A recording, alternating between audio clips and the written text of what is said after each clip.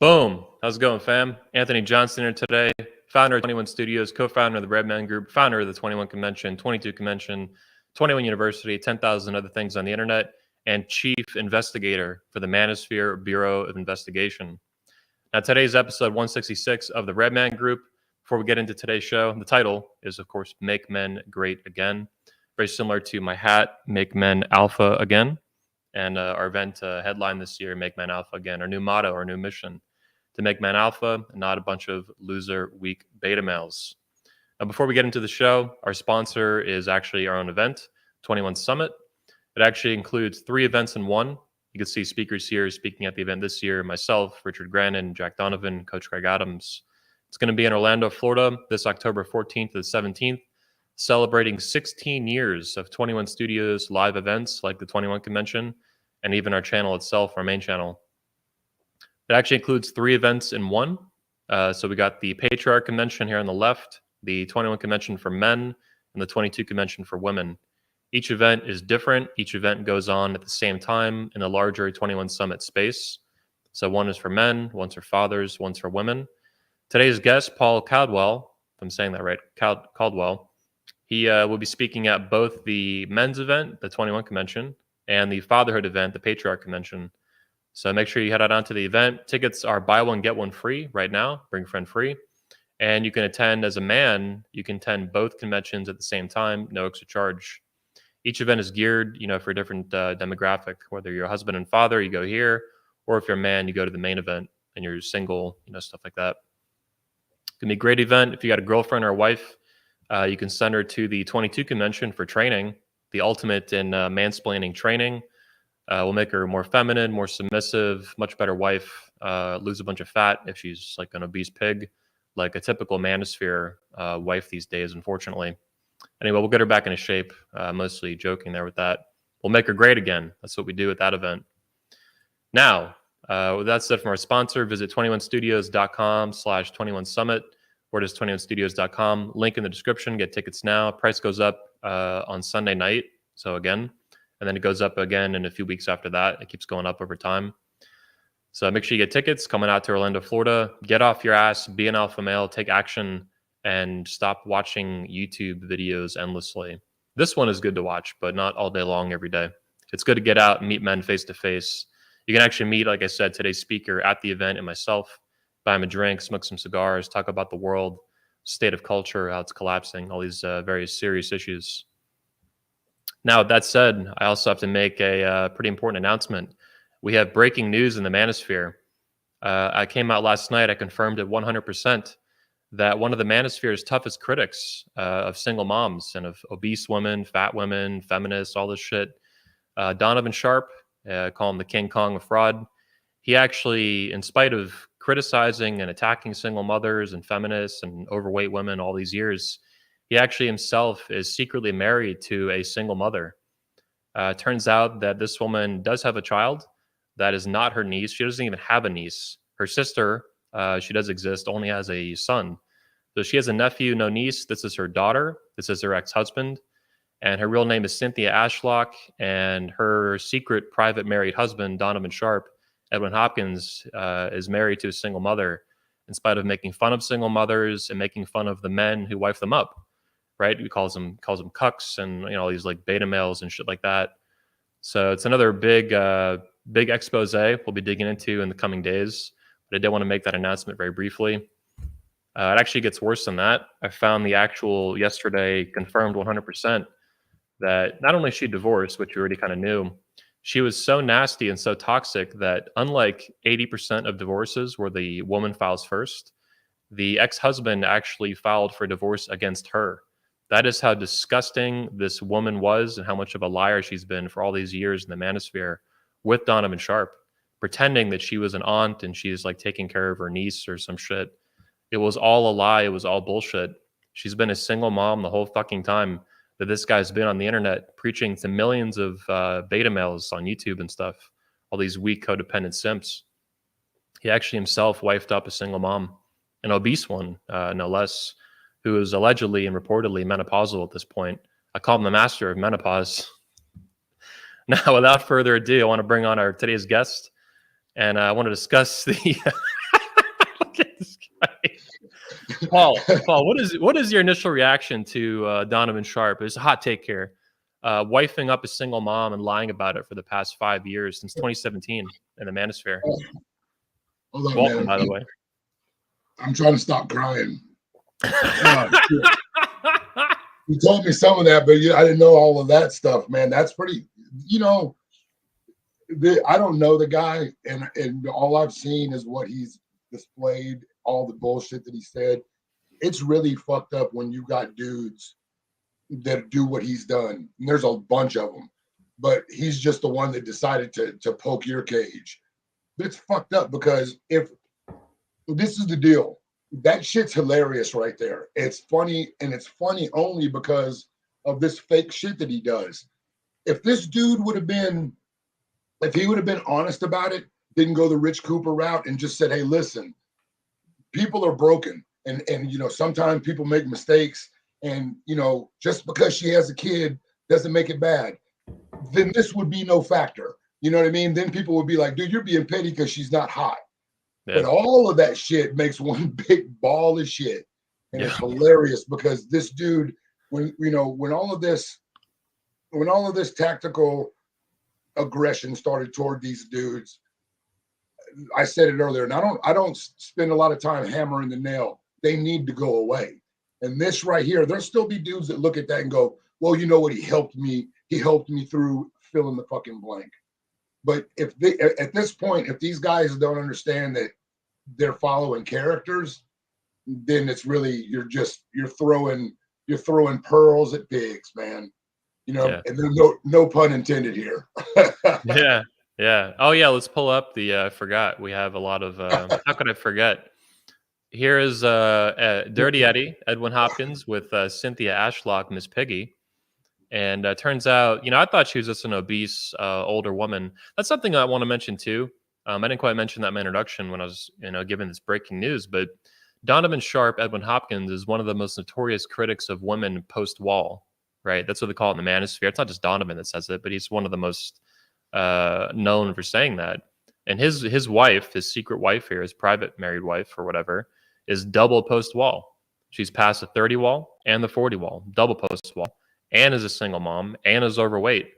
It's even been reported to me, I believe it's true based on what I've seen, so it's alleged now. Last year, after my documentary, making fun of how fat she was, and Donovan was lying about it for all these years he took about 50 pounds off her weight. She was about 180, 190. He was saying she was like 130. I mean, she was a big, hefty woman. We're talking she looked like a truck, That's a linebacker. Yeah, she looked like a linebacker. Let's see if I still got a pic of that pulled up. Yeah, I mean, she's a big woman. I mean, she's real thick, Let me see if I got. Oh, here it is. Yeah, she's a big woman. Look at that. Thick. You like that big, thick? I might be a center or nose guard. Yeah. Oh, yeah. League.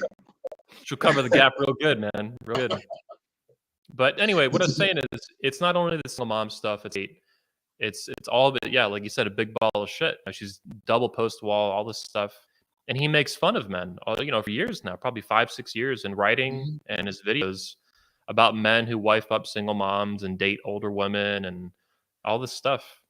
I mean, plus he's super fucking racist. He hates black people. I don't think he actually hates some black guys hate white people. I don't think he hates white people. I think he hates black people. And there's his wife. I hear the way. Is Donovan Sharp? Is he mixed or is he all the way black?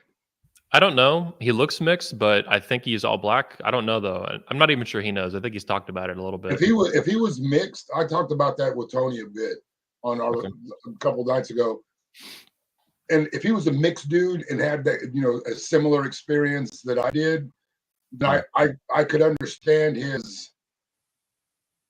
Not really, because what Donovan Sharp hates, he hates. I'll just use the term. In the street vernacular, he hates real niggas because probably his whole life he's been that fat, goofy dude, you know what I mean? Just sweaty, gross. He talks about his coke days. I'm sure that was just glorious. I can just see his fat slob ass just sweating all the time, trying to be a player. And, seeing the dudes that were really about that life, seeing how easy it was for them. There he is. I knew dudes that looked like him that actually had money and were what. See, this is what Donovan's tried to portray. The Biggie Smalls. Biggie had hoes because he had money. He was in that life with where everybody's chasing that bag, that issue. If he grew up around those kind of guys, and he talks about him with venom. So I'm sure they probably took his sack from him or something. They punked him. That's the only way you look at those kind of guys and go, yeah, man, fuck you motherfuckers. It's because they fucked you up. You know what I mean? You're not above them if you were dealing with that life. If you're dabbling in the white game, you don't have that life. You don't have that image, that attitude about people in that life unless they snatch your money out of your hand and slapped you and say, get the fuck out of here. Because when I was doing that shit, that's what we would do to people like him. Spineless motherfuckers come up and we used to get a lot of stuff from dudes like him that would be where they didn't belong.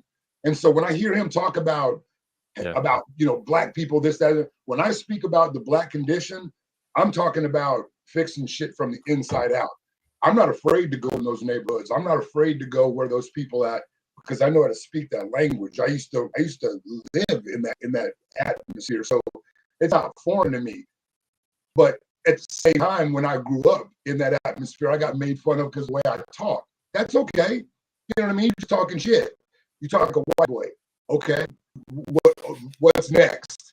If I talk like you when I go home, I'm going to get beat worse than I might get beat right here. So let's do what we need to, that just says what the fuck he needs to say right now to get people to pay attention to him.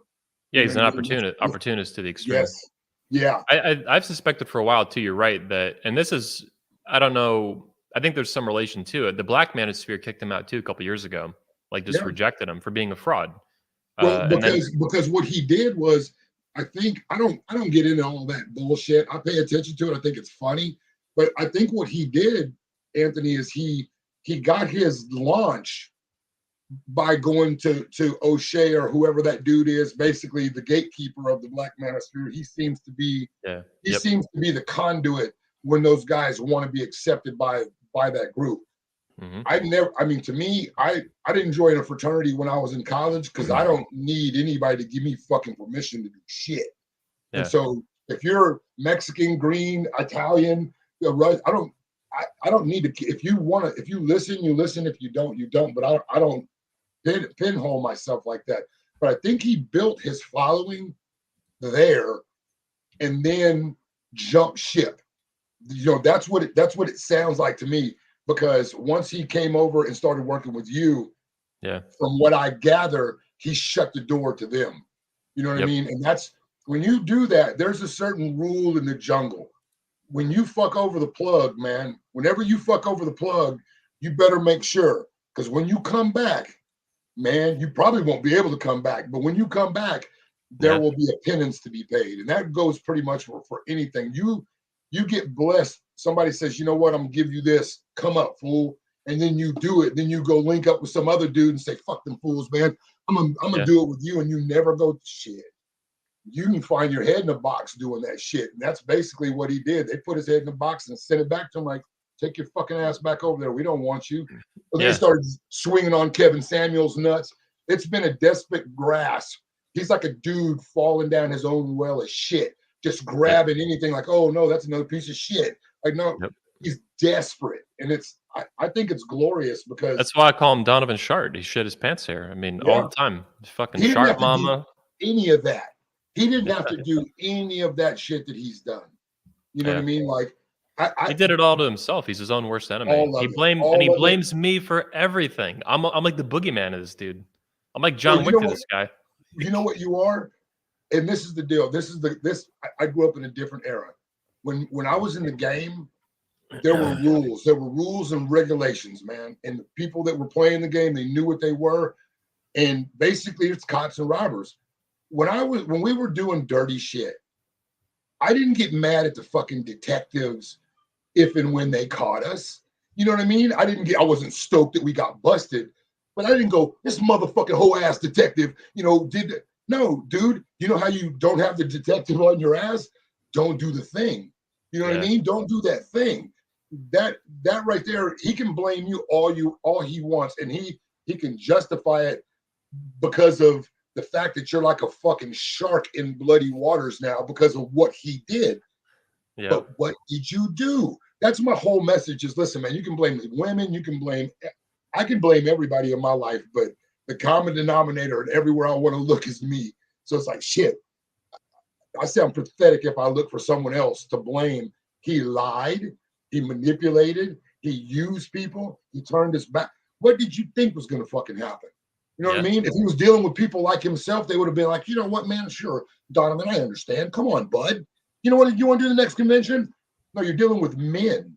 And when you slight a man, oh, motherfucker, there's vengeance, and it doesn't stop until you're done breathing. Not physically, but in this space, you need to breathe no more. You need to breathe no fucking more. And that's what happens when you step on snakes, bro. I think he's gonna go. I think he's gonna go bankrupt, man. 100%. Well, He is bleeding cash. Yeah, well, shit. If his old lady just got a vacuum in her fat ass, how much did that cost? You know what I mean? That wasn't free. Maybe that's why he's hemorrhaging money. He's like trying to make this 40-something-year-old chick into a 20-year-old. Well, she's stealing all of his money. I know this game plan all day long, and I've confirmed it to a degree. But it's the MO for every chick like this, the Amber Heards of the world and the Jada Pinkett Smiths and all this crap, right? They're succubuses and they're parasites, basically. Mm-hmm. Succubus is even too kind of it. They're basically leeches, is what they are. And she's going to leech. Devon Sharp, Cynthia Ashlock, is going to leech every fucking dollar she can out of that fat fuck Edwin Hopkins, Donovan Sharp, until he's bone dry, and then she's going to leave his ass. He is too stupid and too beta and too blue pill, the exact opposite of what he preaches, to understand that. He should know that. Any legit red pill guy or whatever would understand that. Would see through the veneer of this fake single mom sucking all, and she's old, she's pushing 50 years old, all this stuff, sucking money out of him. She basically, even if you look at his channel, we'll pull it up in a second, she has taken over. Let's pull it up, actually. And now that you just put this picture out and this shit's going to be exposed, I wouldn't be surprised if instead of that weird profile shot that they do where they're showing her straight up now. I'm living in the whole fucking channel is all her. Look, this is a photo. She made all this herself. She's terrible at Photoshop, but she can at least put together a simple collage like this. This is a photo of her. It doesn't even have Donovan in it. The whole fucking channel, Donovan Sharp, Edwin Hopkins in 2017, he would have roasted a beta male like this who puts his woman on everything and took over his whole fucking business. She is the brains of the operation. She uses him as a front man to suck money out of all their little beta males that follow it, are stupid enough still to follow him. And yeah, like you said, the followers are as culpable or whatever, as guilty as he is. If you still follow this guy, you are a fucking loser. 100% stone cold, dumb fuck, low IQ, room temperature IQ, fucking beta male loser. You're an idiot. Just like this gullible fucking simp who wifed up in secret, this fat, aging, menopausal, single mom, lying piece of trash. This shit is hysterical. I mean, she took over everything. This was like explicitly against 2017, 2018 Donovan Sharp mantras and principles and all this bullshit. That's why even back then people started abandoning him, because he was like, I'll never let a woman mod my channel. What does he do? Adds her as a mod. I'll never let a woman take over this and do this. This guy is the biggest fucking simp. He makes Myron No Gains and Fresh and Fit, all these losers, he makes them look alpha, and they're beta and fake as fuck too. I mean, he makes Rollo Tomasi look like a fucking Chad Thundercock, who is himself a total fucking. Let's pull that fucking loser up. Let's not forget him for a second. This fraud. I can't watch these things anymore. Yeah. Like when I first came into the space and started consuming the shit, I listened to it, and initially because I was angry, I was like, that makes a little bit of sense.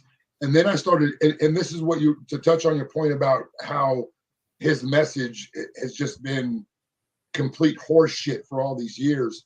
There's no growth. There's no growth because there's no money in telling guys, hey, get up, dust yourself off, recalibrate your fucking brain, and get back in the fight, engage.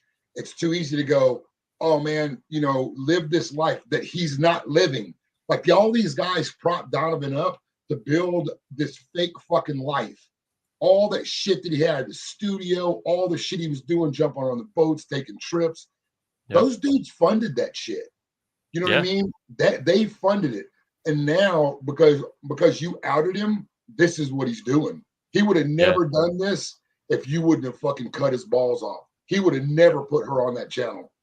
You know what I mean? Like you fucked him up, dude. Yeah. Well, it kind of is your fault. Yeah. I mean, I never had an eye for Donovan. I never hated him. In some ways, I still don't really hate him, at least not as much as he probably thinks. For me, he's like a pinata of fraud.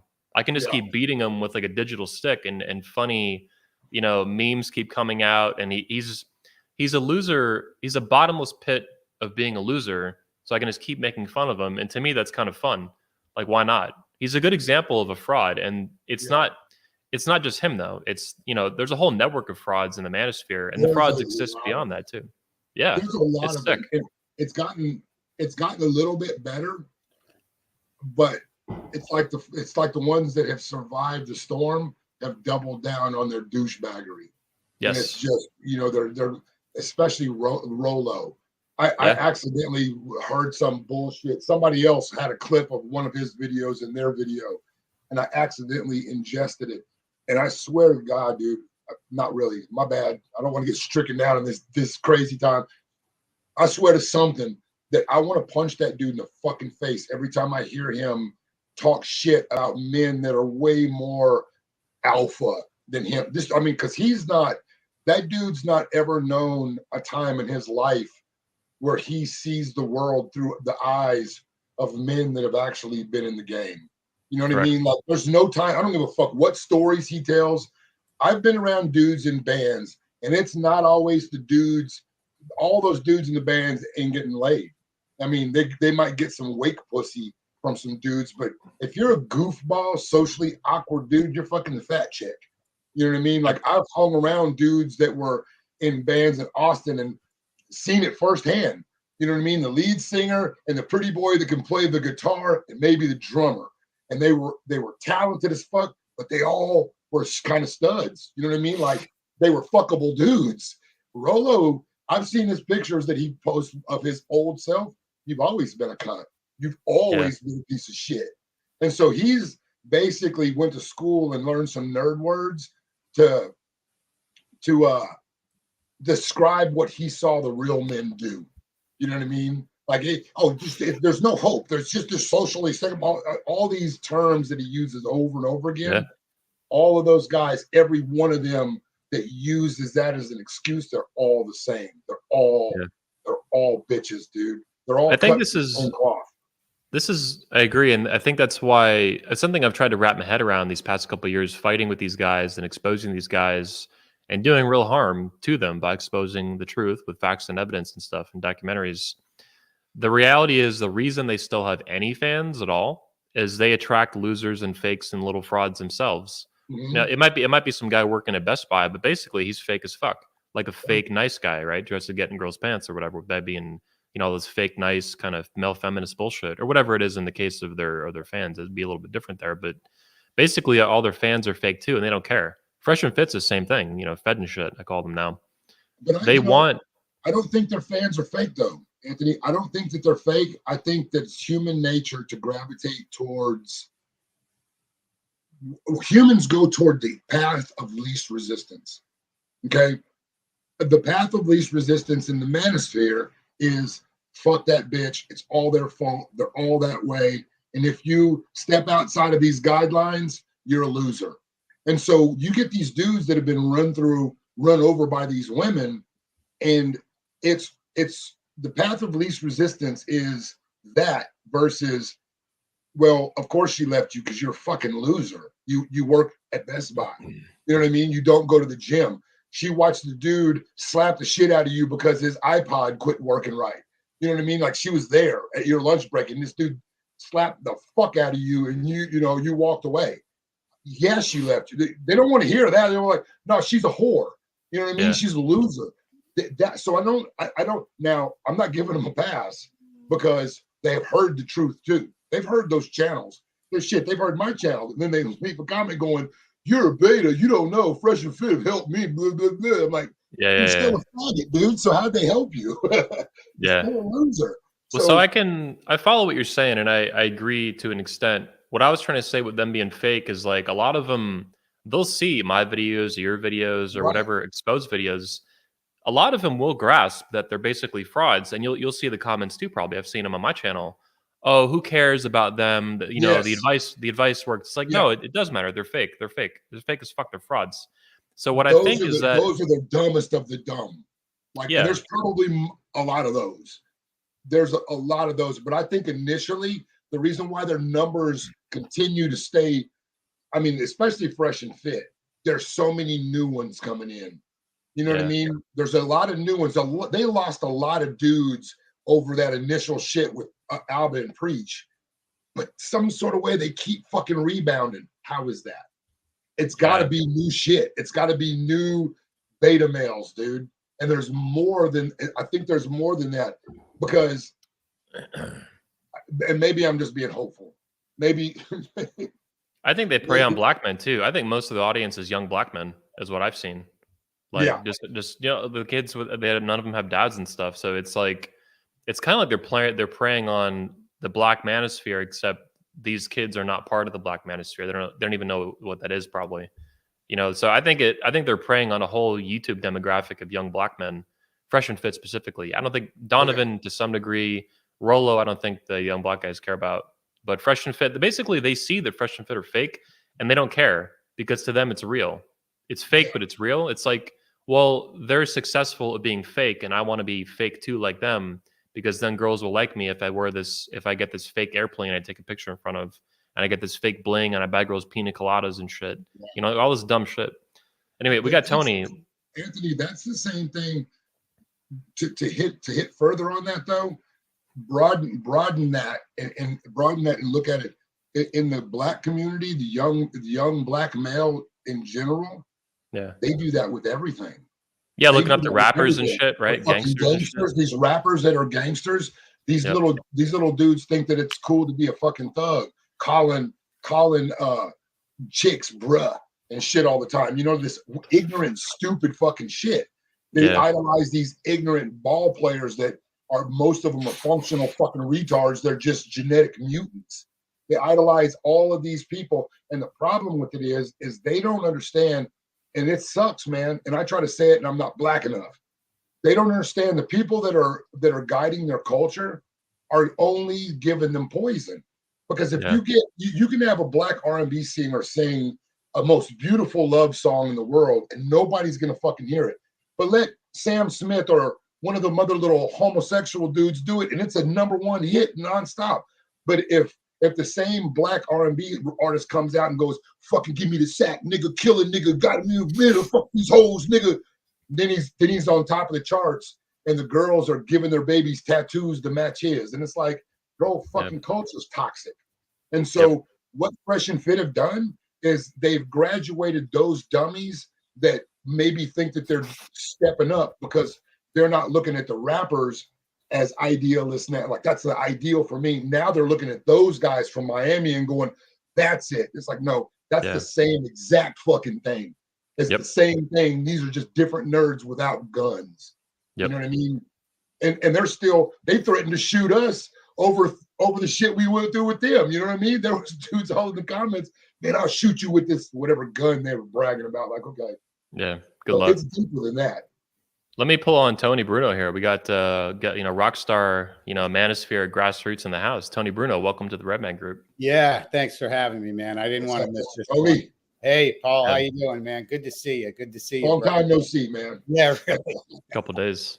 Yeah. For those of you guys that don't know, Tony Bruno is a good friend of mine, also based in Florida. He's very helpful at our events. He co-hosts the 21 Report, and he's actually like a speaker liaison. So he actually helps manage a lot of the event inner workings behind the scenes, really escorting speakers, even from the airport, at the hotel, to different conferences, all kinds of cool stuff. Now, one of the reasons I wanted to bring Tony Bruno on today, though, is he is familiar with some of the breaking news that just dropped. So, Tony, I was showing the guys earlier, Paul here, and then earlier on the show when I opened it, but there was breaking bombshell truth bomb news on the Manosphere last night. It turns out our old buddy, Edwin Hopkins, aka Donovan Sharpmama, is actually married secretly to a single mom, a woman who's closing on a 50 years old, menopausal. This is her, I don't know how many years ago. This looks about 7, 8 years ago, something like that. Looks like it's in Orlando, Florida at Disney World.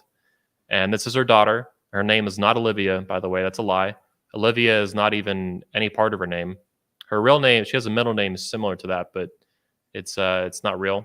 That is her daughter. She doesn't even have a niece. So for years, Cynthia here, Ashlock, Devon, and Donovan Sharp have been saying that she has a niece and the mom's a drug addict. None of that's true. She does not have a niece, biological or in any way, shape, or form. She does have a nephew who's about 20 years old. So there's that, but there's no niece, and that's her daughter. That's her ex-husband. And it turns out the ex-husband actually filed for divorce against Cynthia, which, as we know in the manosphere, is opposite how it usually goes, right? Women file for divorce 78% of the time. This woman was so nasty and so fucking toxic, apparently, that this guy divorced her. So, Tony, I wanted to get your hot take on what do you think about one of the manosphere's toughest critics on post-wall single moms, Donovan Sharp, wifing up a single mom in secret and then lying about it for 5 years. You know Donovan, you've met him like me. Well, I considered him a friend. I mean, let's get real. Back in even 2018, first 21 that I attended, I used to be a fan of Donovan's content because I think back then it was helpful. And the narrative in his content has changed so much over the years. I used to play his stuff on my jobs, and I remember playing it for about a week, and electricians and all the different trades were listening to it. This was about 2 years ago, and I mentioned this to you, that all he talked about was her. All of a sudden, she just came into the picture. Mm-hmm. And, I just kind of ignored it. When I don't like somebody, I don't want to say I don't like them, but when I find their content isn't really helping and I notice kind of a shift, what I do is I just ignore it. That's just me. Is this kind of what you see here on this channel? Like, that's pointing this out to Paul. She's all over the channel. She took over like a virus. Yeah. And I remember even in 2018, again, I don't believe in dick policing. I'm not the dick police. The dick police means that I don't care who somebody dates or who their girlfriend is. If they like her, that's great. But the issue that I have is when somebody is not congruent with their message, just ragging on single moms, ragging on everything and anything that has to do with a woman, and your message and your life is not congruent with what you're preaching, you are fake and you are phony. Now, it's not my job in the manosphere to we'll say call out anybody. That's not what I do. There's certain people, I think everybody has their place in this umbrella. I'll do that. Don't worry. I'll consider you one of the assassins of the manosphere. I'll consider Paul part of the assassin squad. I'll consider MD, Smash TV, part of the assassins of the manosphere. And again, everybody has their place. But what I like to do is I like to see somebody that's just congruent with their lifestyle. Yeah. If you're preaching something and you're helping guys, now I do think that even through all this mess, Donovan has helped guys maybe bring guys out of a slump, bring guys out of a bad situation. But I think that there's certain content creators that have a net negative, and I believe he's one of them. I look for net positive. I might not like you, but net positive is important, okay? There's a lot of content creators like Steve Williams. A lot of guys don't like him, but I do believe Steve has a net positive in his message. A lot of guys don't like Alpha Male Strategies. I love him, man. He's a friend of mine.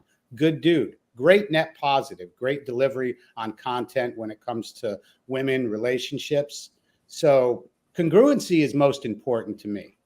Again, dick policing is a lot of things that guys do in the manosphere. If anybody doesn't know what that is, it's when you're saying something about somebody's girl. And again, I don't care who you date, but if you're promoting something, be congruent. If you're a dating coach, I expect your woman to be that 9 or that 10. I mean, I just do. I mean, you look at guys. Is this a 9, Tony? A hard 9? tried to Hard night. they tried to pawn that off as her sister, I believe, at one point. Oh, that's her. That ain't her sister. Yeah. So, but it is what it is, man. So, I don't care who somebody dates. I really don't. I don't Until they lie about it, then it's a problem, right? Yeah. I mean, there's a lot of talk about what's called looks matching. And I'll have to say that's his looks match. I mean, it is. I mean, yeah, he's a pretty rough fat guy. He's got a big beer belly going on. He looks like Mr. Potato Head. I realized in his pictures recently, he has like these skinny arms and this big belly, and he had a blue shirt on or a blue hat. I'm like, man, this dude look like Mr. Potato Head. And I understand. I mean, a lot of people don't know, and if I know you've made this public, that when Donovan was originally going to do his event, you were going to be the one that was going to film it. Oh yeah, I have the text messages. And all of a sudden, there came an attack. I talked to a few people about this, well-known guys that called me and said, "Okay, why did Donovan attack?" And we know why he attacked, because at the top of that pyramid is who? Rollo. And whether it's Ryan Stone and all these guys, all their material is underneath the Rollo sphere. Okay, and what happens is if you go against Rollo, what happens is now your content will not be congruent with the rational male, or so. And we know a male is there's a difference between a male and a man. We know that. Okay, a male is just how you are, but a man is different. So, but if you do anything different or go anywhere off that Rollo sphere, okay, that's when you're shunned by the community, and that's where all your income comes from. So what happened was, I think in that situation, I'm sure the kingpin told him, I've been attacked by Anthony, so you need to go ahead and back at him. And we know that's what happened. It was just plain and simple. I think it was probably Rollo or it was Miss Piggy. It was his single mother wife who goaded him into attacking me for drama marketing. So I wouldn't be surprised if they both had a hand in it, or if she was even leading the charge too. I mean, Rollo is very plausible too, though, for sure. I mean, even back in 2018, I remember the first 21 that I went to, and I was excited about seeing Donovan, meeting Cooper and Rollo and a lot of these guys. And I remember Cooper even telling me, okay, like we were sitting there chatting one afternoon, and even Richard Cooper said, "You got to be kidding me, right? This is his 9 that he talked about, and now she's here, and we get to see her." And again, I don't care who you date. I don't. But if you're going to tell me somebody's something, at least give me the proof. At least produce what you're preaching. That's all. I'm trying to pull up a picture of Rich Cooper right now. Where the fuck is that? I got it somewhere around here. Oh, here it is. That's a really good point, Tony, because there's so many people in this space that want to, I guess dick watch is the perfect term. Yeah. And it's because out of one side of their mouth, they say all of these Instagram models, they got dudes in their DMs, they're whores, woo, woo, woo, all this shit. They sell this narrative that everybody's fucked up. And then they go back on the other side and then they do something drastically different. But the reality is, truthfully, really beautiful women, like women that are on the scale where everyone wants to fuck them, most of the time, from my experience, those women are so mentally fucked up. Either it's because of their entitlement, or just because they've been just dogged by Chads and Brads and Tyrones their whole life. They're mentally fucked up. And we look through and or use the women who are, she can fix up well, but she doesn't meet that hot girl standard. Well, if you marry one of those Instagram chicks, I think you're just as fucking an idiot as you marry a single mom with 3 kids. Like, what do you think's going to come out of that? I'm not saying never, ever would that happen, but you got to look at what kind of animals those are. And a lot of time, what you're going to find, the woman that, the person that you're going to want to spend your life with, the way that they look is going to change. It doesn't matter what you want. If they get old and then start cutting their face up and putting shit in their face, they're going to age, man. And so are you. And so you can fall on that pathetic scale where you look like you're fucking your granddaughter, or you can find someone that, like we were talking about the other night, where you actually care about what that person thinks and how they feel about you, because that's rare. That's really rare. Now, if you got a codependent relationship, then you're fucked. But if you're a man and you're looking for looks, you're scaling yourself down just like a woman who's mediocre at best, looking for that rich dude. It's more than just how she looks. Now, she can't fucking look like that. I'm just saying, for that to me would never be acceptable. But like Tony said, it's not our business what she looks like, except for the fact that he sold us a Lamborghini and it's an old 1969 slug bug that backfires. Like, that's some bullshit, bro. You told me your car was bad and fast and all. Like, this is a piece of shit. That's the fucked up part. I mean, when you know, make a living off of that, that's really fucked up. There's some stuff that, you know, I've talked with Anthony about, and I think I've mentioned this on my channel before, but, you know, we've all talked about and we've heard that, and, you know, this might be a bomb right now to a lot of people, but, you know, we've said, oh, Donovan denied getting married. Well, I will go to a court of law and a lie detector and tell everyone right now watching that my brother, George Bruno, told me that Donovan called him and asked him if he would marry him and her. Period. That is a woman, brother. That is a fact. So I'm tired of people saying, oh, or Donovan saying, again, I don't watch his content. It's kind of, for me, I watch, somebody throws me a clip or something and I watch it. I don't really watch hardly any content. I watch 21 Studios. I watch The War Room, some of my friends, but you know, I don't have time to watch it. I'll watch a clip of something. But what I just told you is a fact. And I would, like I said, I would go to a court of law. You can put me on a lie detector. I don't care. That is a fact. So what does that tell me? That tells me that he married her, period. Yep. By the way, George Bruno, your brother, told me the exact same thing to my face in Poland right when they were getting married. That's why George didn't do it. I had to fly him to Poland to speak at 21 Convention. They even had a honeymoon, by the way. Not only did they have this wedding, they had a honeymoon in Hawaii in late July, early August 2019. That's why if you look closely, all of my memes are actually pretty deep. If you look closely at this meme, the actual date is July 2019, because that's when they actually had the secret private wedding thing going on. So a lot of my memes have little Easter eggs like that in them. And it pisses them off because the average person is not going to catch that, but they catch it. Fucking pisses them off. Now, whether or not they did get married, the fact is that was told to me. And again, I don't care. I am not Donovan's dick police. I'm just not. I'm not anybody's dick police. I don't care who you date, but I just believe in congruency. You know, somebody had said to me here, well, everybody on YouTube is an actor. Well, I can tell you I'm not an actor. Okay. Yeah. I know Paul's not an actor. I know you're not an actor, Anthony. So no.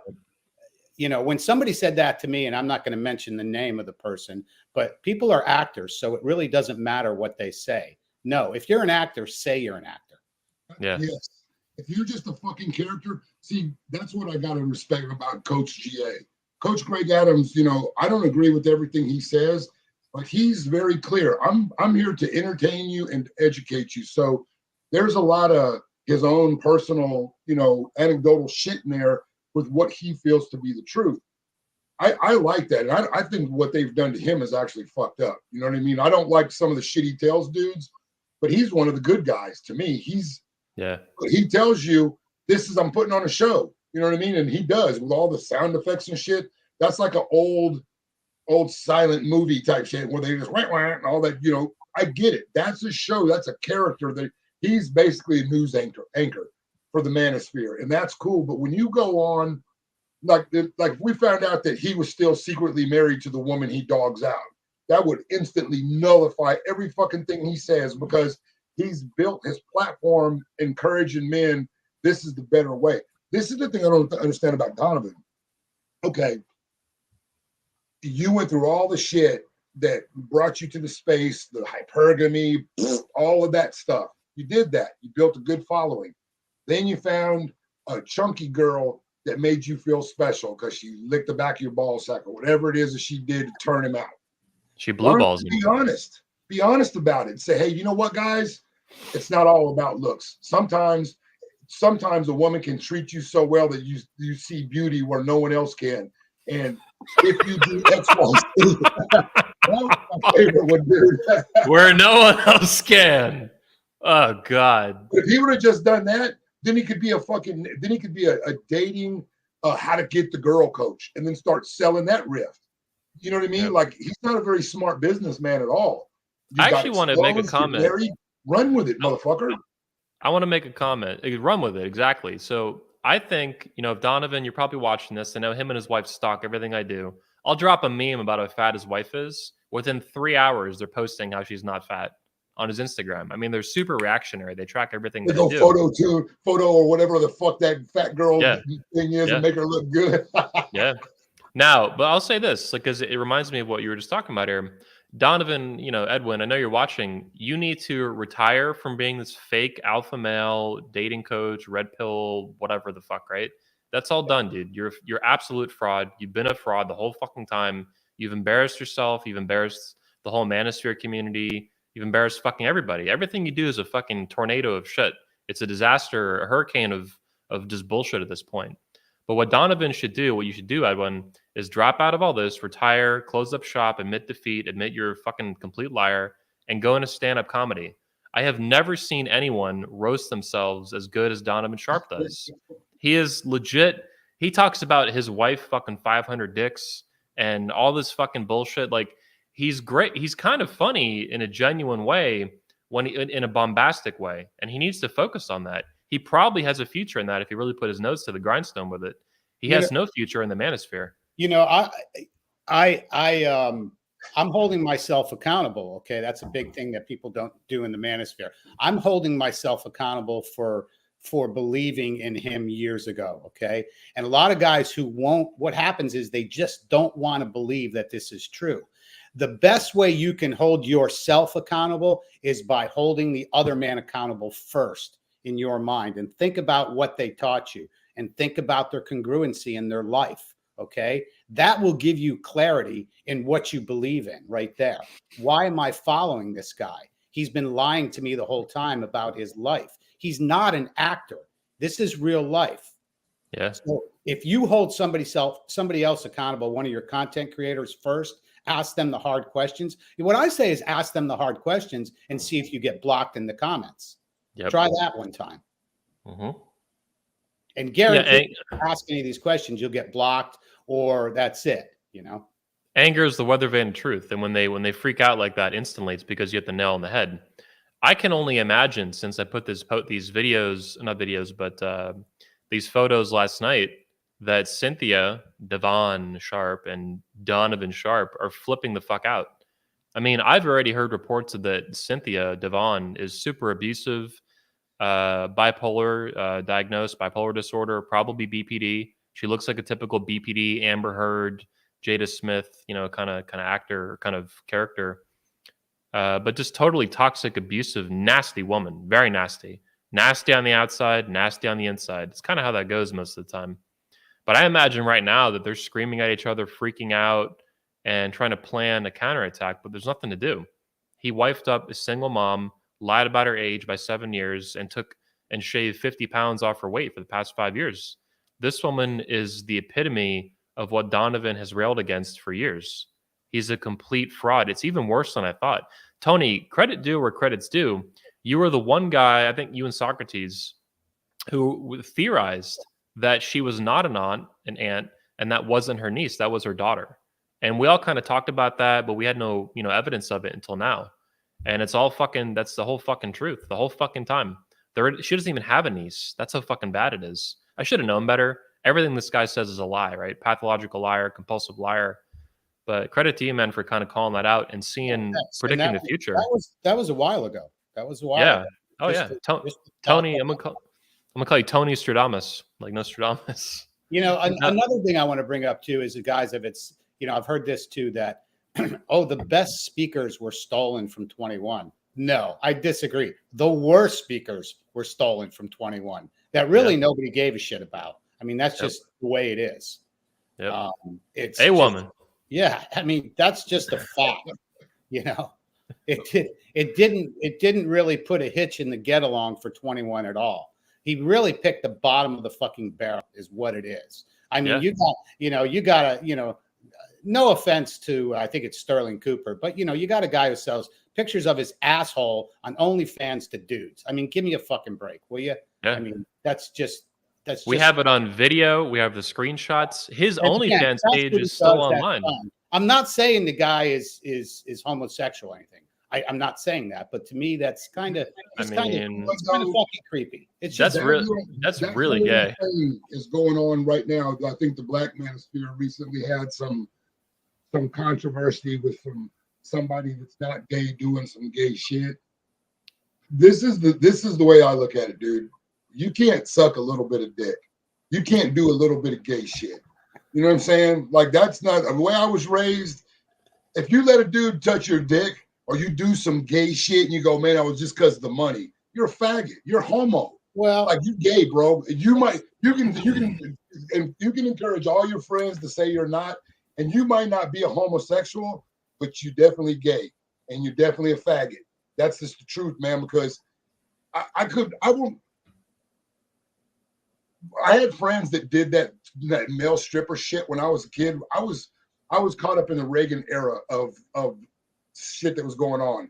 I had dudes that were making a lot of money stripping for fat chicks, and they did gay shit. Well, they were acquaintances. They weren't like my buddies, because the moment I found out that they were going to these clubs and it was gay night and they didn't leave, I'm like, man, there ain't enough money in the motherfucking world to make me do anything in front of a woman, in front of a fucking dude that might be thinking about doing what a woman might want to do to me. You know what I mean? I'm trying to keep this as proper as possible, but all this justification and shit, nah, man. If you do gay shit, you might be fucking gay. And I'm not saying he's gay, but he did some gay shit. The old saying is, you can build 100 bridges and nobody calls you a bridge builder, but you can suck one dick and now you're a cocksucker. Now, I want to bring up another important point here. Something I posted on my Twitter about a week ago, something like that. So one of the main reasons that we've been talking about these frauds who lie to their audiences, deceive them, on really serious shit, it's probably even criminal in some cases, right? False advertising, wire fraud, all kinds of shit these people have done. But anyway, one of the things that Donovan has been suffering, I think he's going to go bankrupt soon. That's why he keeps talking about bankruptcy and bleeding money and all this stuff on his channel. I mean, his wife's going to steal it all. Obviously, that's what piggies do, Miss Piggy. But since I exposed him about 14 months ago, so this is a 12-month graph, 1 year, and you see a 44.7% drop in patrons. And even the money per patron on top of that's gone down by 35%.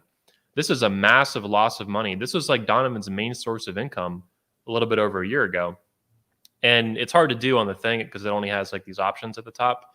But if you extend it to 14 months out, when my documentary first dropped about the truth about Donovan Sharp, it's on my channel, all my channels, and it came out in March 2021, he's had like a 58% drop in his patron money. I mean, these were his best paying customers. He had over 1,100 people following him. It's down to 531 and dropping. Every week it goes down, bit by bit. So if you guys wonder why these people attack me and lie about me and try to deny all this stuff, his wife being old and she's not old and she is old, she's fat, she's not fat, all this rampant bullshit, it's because it's how they con you. It's the reason Fresh and Fit, fed and shit, it's the reason they lie to you. They lie to you to get more money out of you. That's the bottom line. Rollo is a little more sadistic. He hates men, he hates masculinity, and he wants to steal money from you. He's a blood-sucking parasite vampire. But these other guys are not usually like that. Rollo is kind of special like that. The rich poopers and the Donovan Sharp, the Conovan, and the Fed and shit, all these guys, they lie to you to get more money out of you or to get money out of you in the first place. That's the reason they do it. They're stealing money from you by lying to you and defrauding you. And when they get exposed, this is what happens. These people say, oh, Fred and shit don't talk about you. Do you know why they don't talk about me? Because the more they talk about me, the more this will happen to them. They'll lose people just like Donovan. That's the reason. They're scared shitless of me. Myron apparently admitted that to Donovan Sharp a week ago in Miami, Florida. He dropped out at the last second of speaking at Donovan's shithole disaster event of 20 fucking people in a swamp-ass Miami motel. It looked like it was held in the fucking broom closet. He dropped out of that event and cited that he was afraid of me and what I would do to him and his business. How much of a bitch do you have to be a current or former or whatever federal agent for the United States government, and you're afraid of some redneck in Orlando? You're terrified that you're dropping out of speaking events? Are you fucking kidding me? I think that was just an excuse. I just think he didn't want Probably to be part of a broom closet convention. But even to use that as an excuse is pathetic. Hey, my excuse is I'm a bitch. That's why I'm not going to go. Holy fucking shit. These people are bitches, man. 100%. 100%. Well, if he was honest with it, he would have just told Donovan, you know what, man? Well, he'd have to actually have a change of mind and heart, because it would be cool if he took this platform. Like, that's another good one. That one and the Miss Piggy one are. I love Dave Chappelle, man. I grew up watching a lot of Dave Chappelle. But yeah, there's all of these guys that are. It's funny because all of these dudes that are in the white manosphere, if you're gonna put them in a category, they're all Rolo's boys. All of the ones that are the biggest toxic cunts are all Rolo's boys. Yeah. MLD, all of those dudes, the pedos, all of those weirdos. MLD. Do you mean this guy who stalks children, Jonathan Hogwood, who's a documented child stalker? How is somebody not beating the brakes off of that dude? I don't know. Here I've he is seen again. videos of him talking shit about, man, motherfucker, I'll be in Miami in whatever. Like whoever he was talking to should have changed the way he looks, man.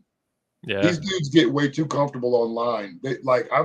I've heard Rolo talk, passive aggressively about the crew on 21, basically everybody associated with you. Yeah. And it's this little girl talk. Yeah. And these dudes would never fix their face to say any shit like that to your face. I mean, they're scared of me. Let's get real. I mean, come on, guys. I don't like to judge a man by his looks, but can't you just look at Rolo? Can't you just look at these guys and see how creepy it is? I mean, yeah. Just step up and take I have friends in law enforcement. I've shown some of these child stalking images of Jonathan Hogwood, who's a former resident of Orlando. His mom lives about 5-10 minutes from me. He visits here sometimes, whatever. The guys I've talked to currently in law enforcement believe that these are precursors to child molestation. This is actually someone who's in the process of becoming a pedophile. And this is MLD, Jonathan Hogwood, Jonathan Pigwood, I call him, who hangs out all the time with Donovan Sharp, Rollo Tomasi, all these fucking losers. Soy Francis, or Boy Francis, we'll call him. I mean, these people are sick in the fucking head. This is stalking children. These guys, I mean, the guys like Troy Francis, again, I don't watch his content. People send me clips, but I mean, him and this guy Tuss, they literally admitted that they slept with lady boys and didn't know it till the day after. How do you not know this? I mean, Jesus. I mean, literally told people that. And people on video still follow them. I mean, how is that possible? It's how broken our culture is. These wounded lost boys they're like zombies, man. They're like legit sheep. My wing of the manosphere is much more men who are like more independent minded, more alpha. They want to be more alpha. They don't want to be fucking sheep. They don't want to be like, lied to and defrauded on a daily basis. But there's a lot of guys who are just broken as fuck. The Jordan Peterson losers are the same way. They're very similar. The guys that follow this guy. A weak injured man that reaches out for help, okay? That right there is a big deal, because even when I talked to Coach Greg Adams here last year and did an interview with him, the hardest thing for a man to do is to reach out for help. It really is.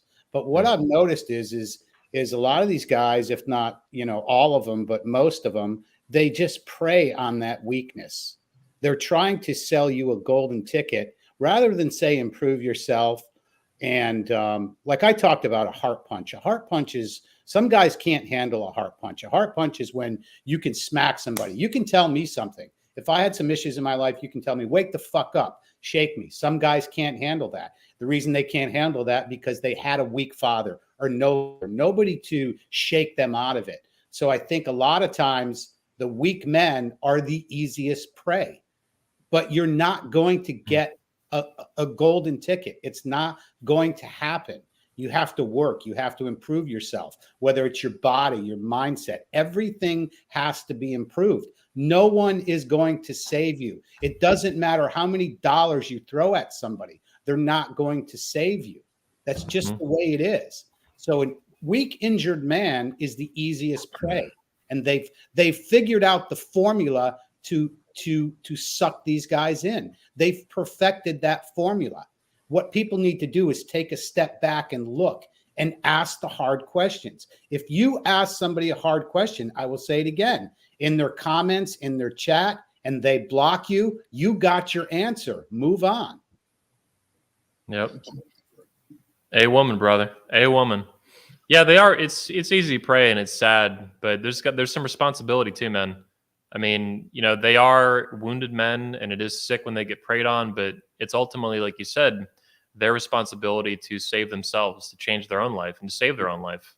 No one can save you unless they're like literally an ER doctor, a paramedic, a firefighter, a cop, and you're about to be fucking killed. Like if someone, Sean Smith, God bless him, said this on the Redman group at 21 Summit last year, that all this crap in the manosphere about saving lives is super toxic and super fake and super codependent. I mean, I'm paraphrasing what he said, but basically, if someone is not an EMT, emergency room doctor or whatever, they're not saving your life. It's all a fucking scam.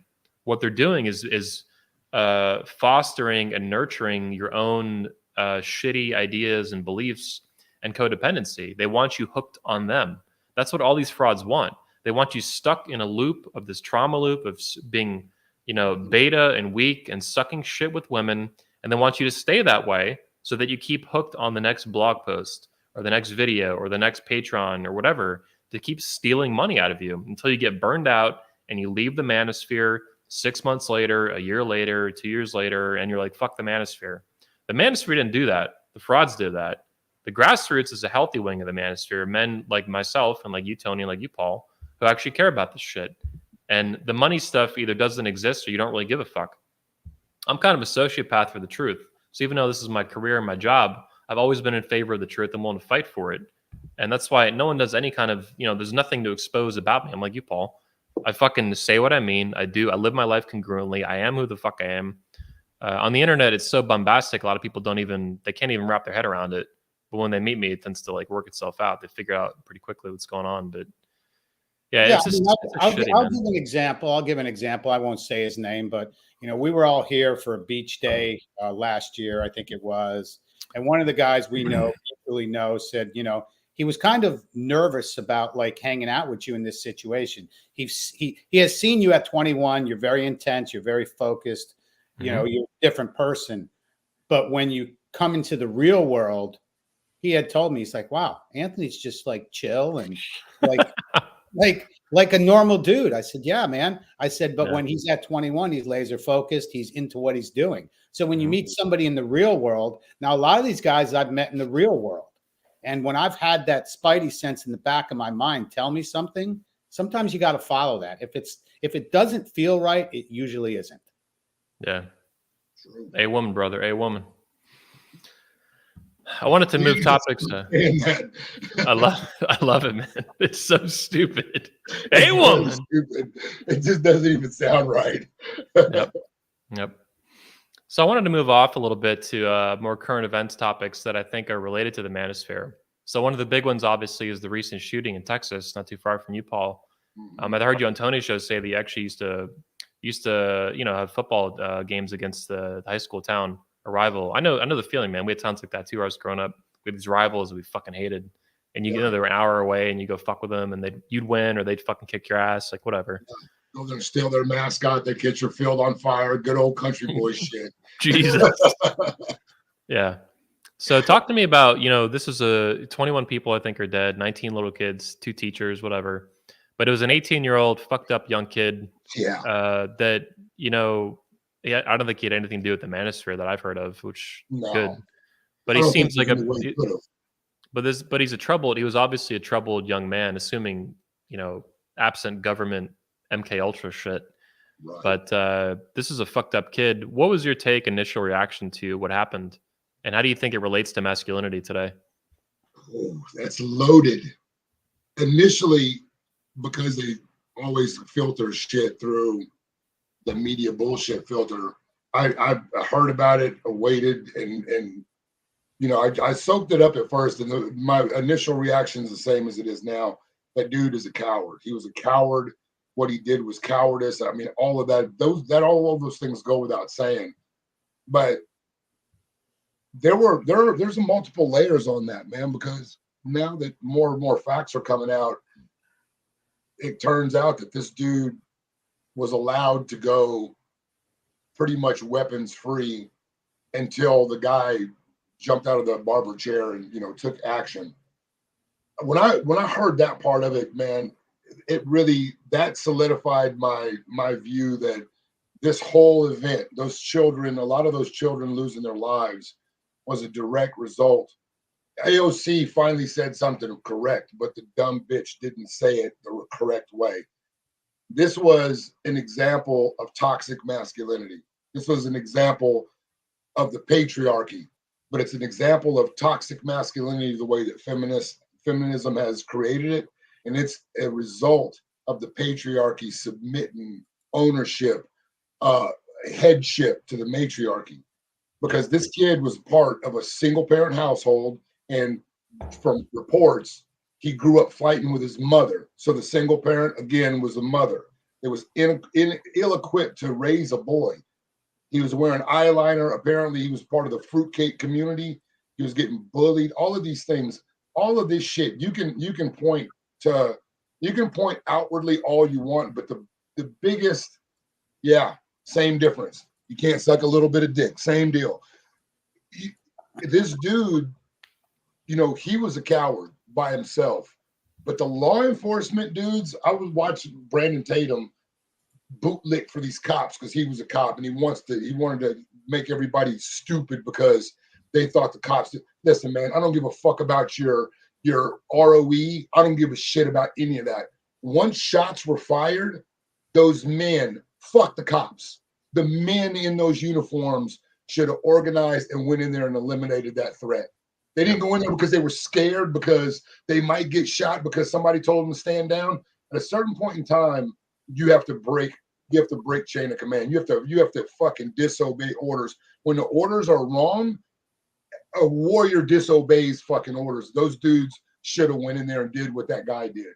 Everyone involved down there were fucking cowards. Everyone, the shooter, the cops, the only people who had balls were the moms that were trying to run in there and get their fucking kids. And the dude who got out of the barber chair, if that's not a complete lie, and I'm thinking it's probably not because the dude got his melon took. That dude was a hero. Those women that were trying to run in to get their kids were fucking heroes. Those cops were cowards. But in the same breath, you have to ask yourself, what did they think was going to happen? The politicians, everyone politicizing everything, divisive rhetoric at every turn. You got people telling everybody to hate everybody. What did they think was going to happen? This boy grew up his whole life being told boys weren't shit, girls rule. You know what I mean? All of this bullshit. Toxic masculinity does exist, but it's not the way these pink-haired bitches say it is. It's the masculinity that we see in boys today, if we dare call it that. It's vaginal masculinity.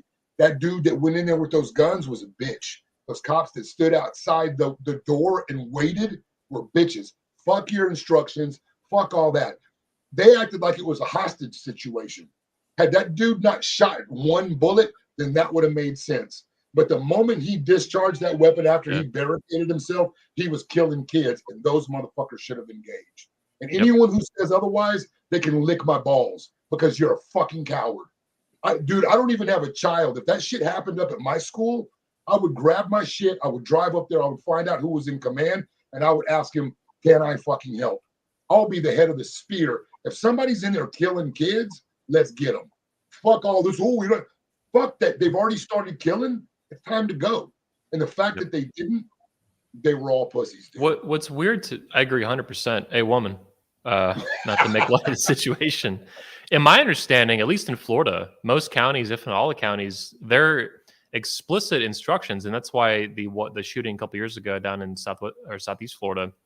Their instructions once there's an active shooter is to engage immediately. There's supposed to be zero hesitation. The minute if he hasn't fired a gun, that's different. Now it's a situation, right?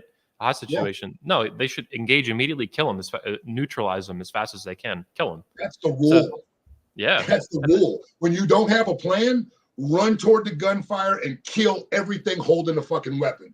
That's what you do. Here's a couple things that are interesting though, and maybe Tony can chime in too. Number one, this 18-year-old kid living with his grandma or something, he had access to about $6,000 or $7,000 worth of weaponry. Allegedly, he also had an F-250 pickup truck he had access to that was his or something. So where did all this money come from? I think he was unemployed. I don't know. I think he was unemployed. He's an 18-year-old kid. I mean, how much fucking money can he have?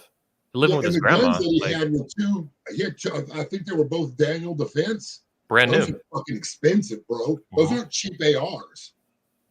Yeah. So where did all that money come from? Number two, though, here's another thing I've been thinking about, and this is something we can talk about. All these, these woke people and the feminists and the libtards and whatever, right? They're always like, oh, if there was ever a civil war in America, all you rednecks would just die. Okay, here's what just happened. Some 18-year-old kid, apparently, for whatever, now it's stupid how it happened, but it took over 40 minutes for an entire fucking police force to take down a kid, an 18-year-old kid with one fucking gun. Are you kidding me? Now there's cowardice and this and that, but that's the reality of what just happened. You had an entire fucking police force fully aware that there's some fucking crazy 18-year-old fucking teenager murdering fucking children, and it took them almost an hour to stop him. Almost a fucking hour. And these people think that the government has unlimited power and it would just fucking kill everyone in some conflict. These people are fucking delusional. And so it just kind of illustrates to me how stupid these people are. Cops in fucking dresses, dude. You know what I mean? Our government, this idea that us dumb rednecks will get annihilated, we couldn't fucking defeat dudes with dresses and sandals in the desert. Fuck that shit, man. All those people, those would be the ones that get on the bus and go to the "We Are Here to Help You" camps. Yeah, damn. Tony, you have any thoughts on what happened with the shooting and kind of its relation to like what I just talked about with like any potential American conflict? And these people can't even take down an 18-year-old kid with one gun or two, whatever, he had 2 guns or something. I think that my first thought would be that it's in Texas. And Texas, to me, is like one of the most based states. So when the information started coming out, I was a little bit shocked because when I think of Texas, I think of just badasses. I mean, to me, it's just Texas is just badass. But again, as the information came out, I was a little bit shocked that people didn't act quick enough. Okay. And I think it all goes to politics. Okay. And chain of command. And I'll agree with Paul said. Sometimes you just got to say, fuck it. Now, would it have changed maybe if a lot of those cops, if their kids were in that school? There were some. One of them had a kid die, apparently. They had kids in that school, man. One of the cops there on the force anyway, his kid died. Well, I don't have kids, but if it was my mom, my dad, or my brothers inside an area, I'm going in. Just that simple. You're not going to stop me. You're just not. It is sick. But yeah, also back to the toxic masculinity thing, though. Like, the only toxic masculinity seems to come from the children single mothers raise. Mm-hmm. Now, where was the dad, whatever? In a lot of cases, the mom runs them off. I mean, that's the reality of it. Or the mom in the first place was fucking deadbeat losers, right? It's like you fuck this guy with 25 tattoos and 3 baby mamas, and then you're going to turn around and act surprised when he runs off and doesn't give a fuck about you and the kid. Oh, no fucking shit, right? So it's sick the way the family has fallen apart in this country. It's sick the way that single mothers are praised as these heroes. And a lot of times they're the worst woman, just like Donovan Sharp's wife. Nasty, it looks like a drug addict in some of her photos, the ones I just pulled up yesterday. I mean, look at this photo. To pick on this woman again, look at this. She looks like a cokehead or a meth head or something. Look at this. I mean, this is like the average single mom in America, just a disaster. And they raise these shooters. She what? She looks very gooey. Like her belly looks like if you touched it, it'd be like ugh. Yeah, that's mean, but it's just that's hard to look at. There's so many words that have been stolen. Okay, when I say stolen, I mean You look at something simple like the rainbow from the Bible, even, okay, that the rainbow was stolen by a certain community. Though even the word gay was stolen, okay? There's so many words that are stolen. Toxic is another word that's been stolen, okay? Toxic, I don't like that word. I think it's overused right now. Oh, he's toxic. She's toxic. I hate that word. I absolutely hate that word. Toxic masculinity is just masculinity. There's no such thing as toxic masculinity. So, yeah, well, you know, the reason why I use that term is because they use it to classify what traditional masculinity was. Now, what traditional self-sustainability, that was masculinity. Based on the DSM-4, all masculinity used to be healthy. You know, a man being able to be self-sufficient, not emotional, all that was good. And then when they decided to change the alphabet shit to stop being a mental disorder, then being a masculine male became one. That they put that moniker on it, because now for a man to have those traits is negative. That's for the boss bitches. That's for the independent, strong women to run around and talk all the shit and start beating on their chest, acting like men. That's where the toxicity comes in. For me, the toxic part is when you poison masculinity. And that kid that ran in there, he's a male, but he's not a man. Being a male is a matter of birth. Being a man is a matter of choice and action. That dude was a bitch. He's still a male. He's not masculine. What he is he's a bastardization of what masculinity is. He's the poisonous version of what masculinity is. Like the women, strong boss bitches, that's toxic masculinity, because they're not supposed to have that shit. Now, me, you, Anthony, we're just men. We're just masculine men. There's no toxicity unless we start poisoning people. That's what toxic is, poison. And so when you've got a dude's Donovan Sharp, to me, that is that, because what they're doing, nothing that he's doing is masculine. None of the negative shit is masculine. That is opportunistic, feminine bullshit. All of that lying and manipulation to get what you want, you expect that from certain women.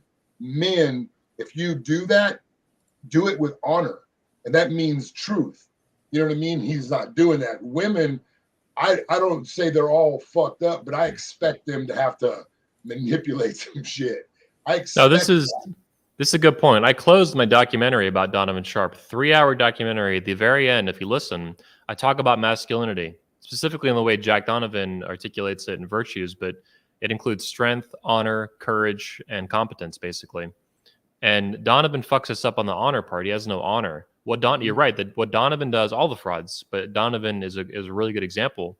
There's no honor in it. And in that sense, it's dishonorable and unmanly. And that's one of the most aggravating elements of it, that it's effeminate. And I've called him an effeminate beta male a bunch of times over. He was also raised by a single mom, just like this Texas school shooter, right? This fucking crazy kid. And Donovan is not a school shooter, but he's all fucked up in a very similar way. He's a big and fat mama's boy who married his fucking mother. His own mother, who I think he's talked about openly, maybe Tony can confirm that, is also toxic.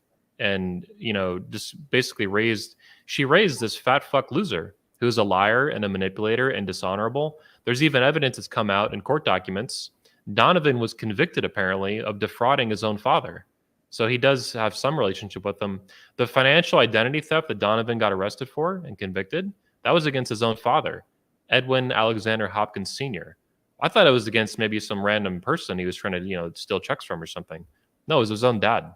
He opened up apartments, apparently. There's this whole channel that dug into his criminal history, finally.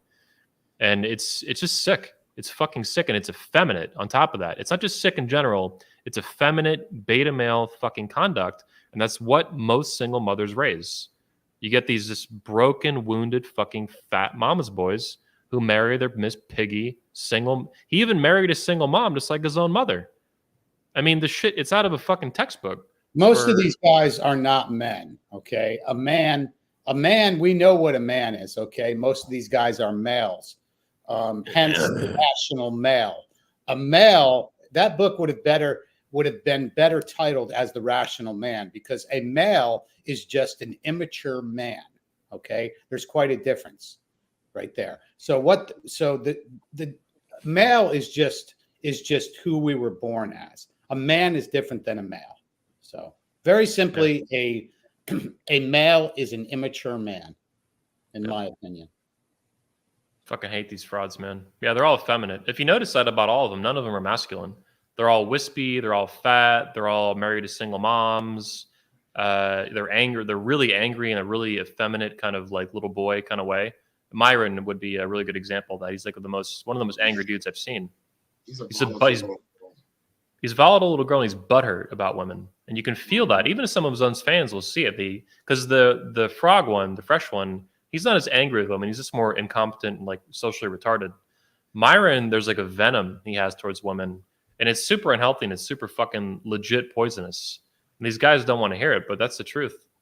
I wonder if that's because he's in the closet. You know what I mean? Sugar in the tank. Yeah, I think he has a lot of sugar in his tank, and he's just like, man, I really don't want to. I don't want to out myself because I'm making all this money. I got these dudes propping me up, and as a gay man, he'd probably be nothing. You know what I mean? Like those gay dudes, those motherfuckers are chiseled up and shit. If he entered into the gay market, he'd probably be worse off than he is. Well, the black pill community calls that sus soldiers. Yeah, I saw a Hold the Truth hostage was talking about that, but that's the animus that he has towards women. That's what it kind of seems like. Why are you so angry, bro? Why are you yelling at these women like a little boy? You know what I mean? Like I knew a dude when I was in high school. He was that way, and he was super alpha kid. He tried to hang out with this. He was super, but he beat the shit out of his girlfriend. I mean, he hated her, and she did nothing but was nice to him. And it turned out a couple of years later, we found out he was gay as he could be. And I'm thinking that had to be why he was doing that to that girl. She was like a physical representation of him selling out. And every time she would make him mad, he would just slap the shit out of her. And we'd have to like, whoa, man, what the fuck's wrong with you? We thought it was just his home life. No, he was fighting that demon because he thought, we would make fun of him. We probably would have, not in a mean way. We were just like, yeah, that's kind of funny, dude. He's still a cool dude. He's just likes weird shit. But he used to be so fucking angry at girls, and we didn't know why. So watching Myron, I look at that, I'm like, this dude reminds me of Brian a lot. He's just real puffy. Like, I thought you were one of these based, staying in my frame dudes. Like, what frame is that? Like an angry homo. Yeah. So I want to move off to a final topic in a minute, but first, what is obviously, I agree that a lot of this is my view anyway, and I think you guys are on the same page, but a lot of this school shooting shit, whatever, the mass shooter, it's from a broken culture that's deeply fucked up, even Fall of Rome level fucked up. Fatherlessness, the fall of the family, feminism, the matriarchy, the collapse and the destruction of the patriarchy. There's a whole nest of these issues that are not going to get fixed overnight. But in terms of school shootings and these fucked up kids that shoot up schools and shit, right? What, in your view, is the solution to that? Is it arming teachers? Is it having more police officers or veterans or something at every school? What are your thoughts on that? Should kids bring guns to school again, like they did back in the day? Oh, dude, when I was in high school, if somebody would have tried to run up in there, we'd have fucked that dude, because there was gun racks with guns in them when I was in high school. Every truck had a long gun, and I'm talking about a 300 Win Mag or better. Here, man, I had a gun rack with 2 guns on it when I drove around. Yeah, there was you had like a 300 Win Mag and a shotgun. Yeah. But here's what I think, man. It's very simple. We've got a bunch of retired veterans that I know a bunch of them personally. We've got a bunch of veterans, a bunch of special force operatives that are bored out of their fucking minds having to do mundane jobs. All you need, bro, is 1, 2, 3, 4, 5, 6, 7 dudes maximum. You put a dude on each flank of your building, rotating, put a fucking sniper on top of the building, put a dude in control, and one walking through the halls. Those dudes by themselves, you give them proper comms, those motherfuckers will see that shit coming. And you could do it. And here's the kicker. a lot of them would do it because they're bored. You wouldn't even have to pay them. That simple. Wow. Problem fucking solved. I'll add to that real quick. All they have to do is do the same security that Anthony does at 21, and we're good. Plain and simple. Plain and simple. Yeah, 21 Summit's a real event where we have. Yeah, you guys have guns there, plenty of them. Oh yeah, at 21 Summit, I encourage all the speakers to carry a firearm. All the attendees are welcome to carry a firearm. I hire licensed security. I hire off-duty, but they're in uniform, police officers, sheriff's deputies, city police, the whole fucking thing. I hire both fucking departments, the sheriffs and the city police. Mm-hmm. So yeah, it's funny because I see these other shithole manosphere events that they go virtual or they're held in a fucking broom closet, and it's just it's so pathetic. Like, dude, what I do is like first class, world class, ultra professional, 4 or 5 man security team, 15-man video team, 12 volunteers, event staff, speaker, 30 fucking speakers. Like, my shit is fucking dope. I'm really proud of it, and I've worked hard at it for 16 fucking years to master it, learn how to do that. But not brag too much, but yeah, if we had the same security at schools that I do at my conferences, there would be no shootings, like, which is ridiculous. My thinking though is that you can still win. Oh yeah, for sure. Like that sounds like you've got overkill, which is multiple layers is the best way to do it. But I mean, realistically, they could really do that. I laid out a whole team. Really, dude, you could do that with 2 officers on a rotational basis, covering the perimeter of the building. Have a dude that was walking on the top with a walkie-talkie and a dude that was walking in the halls. If you got those guys where basically you build a fire team. Each guy's got a function. Somebody barricades themselves behind a door. You get a fucking fire team that's trained together. They will breach that door and dispatch of that motherfucker fast. You know what I mean? And those dudes love doing that shit. It's fun to them. Hell, it's fun for people who just know how to do it. You know what I mean? But the teachers, there should be teachers that are armed as well. You know what I mean? This is Texas. The thing, the catch-22 on it is it's down there by the border. And so it's a high Hispanic population. Not that they don't have guns, but they're not Texas with their shit. You know what I mean? Had it been further north where there's a bunch of Confederate flags and whatnot, like real rednecks, that motherfucker would have got shot through the window. You know what I mean? Somebody would have went and found high ground and put one through the window. That would be my mindset. I would have got my 300 and just tried to find a fucking view. That's what you do. That's what you do. I mean, the dude's already popped kids, but what if that teacher would have had a gun? That's what my thinking is. The teacher would have had a gun. She could have just fucking ended that whole shit. Kids would have been traumatized if they would have been alive.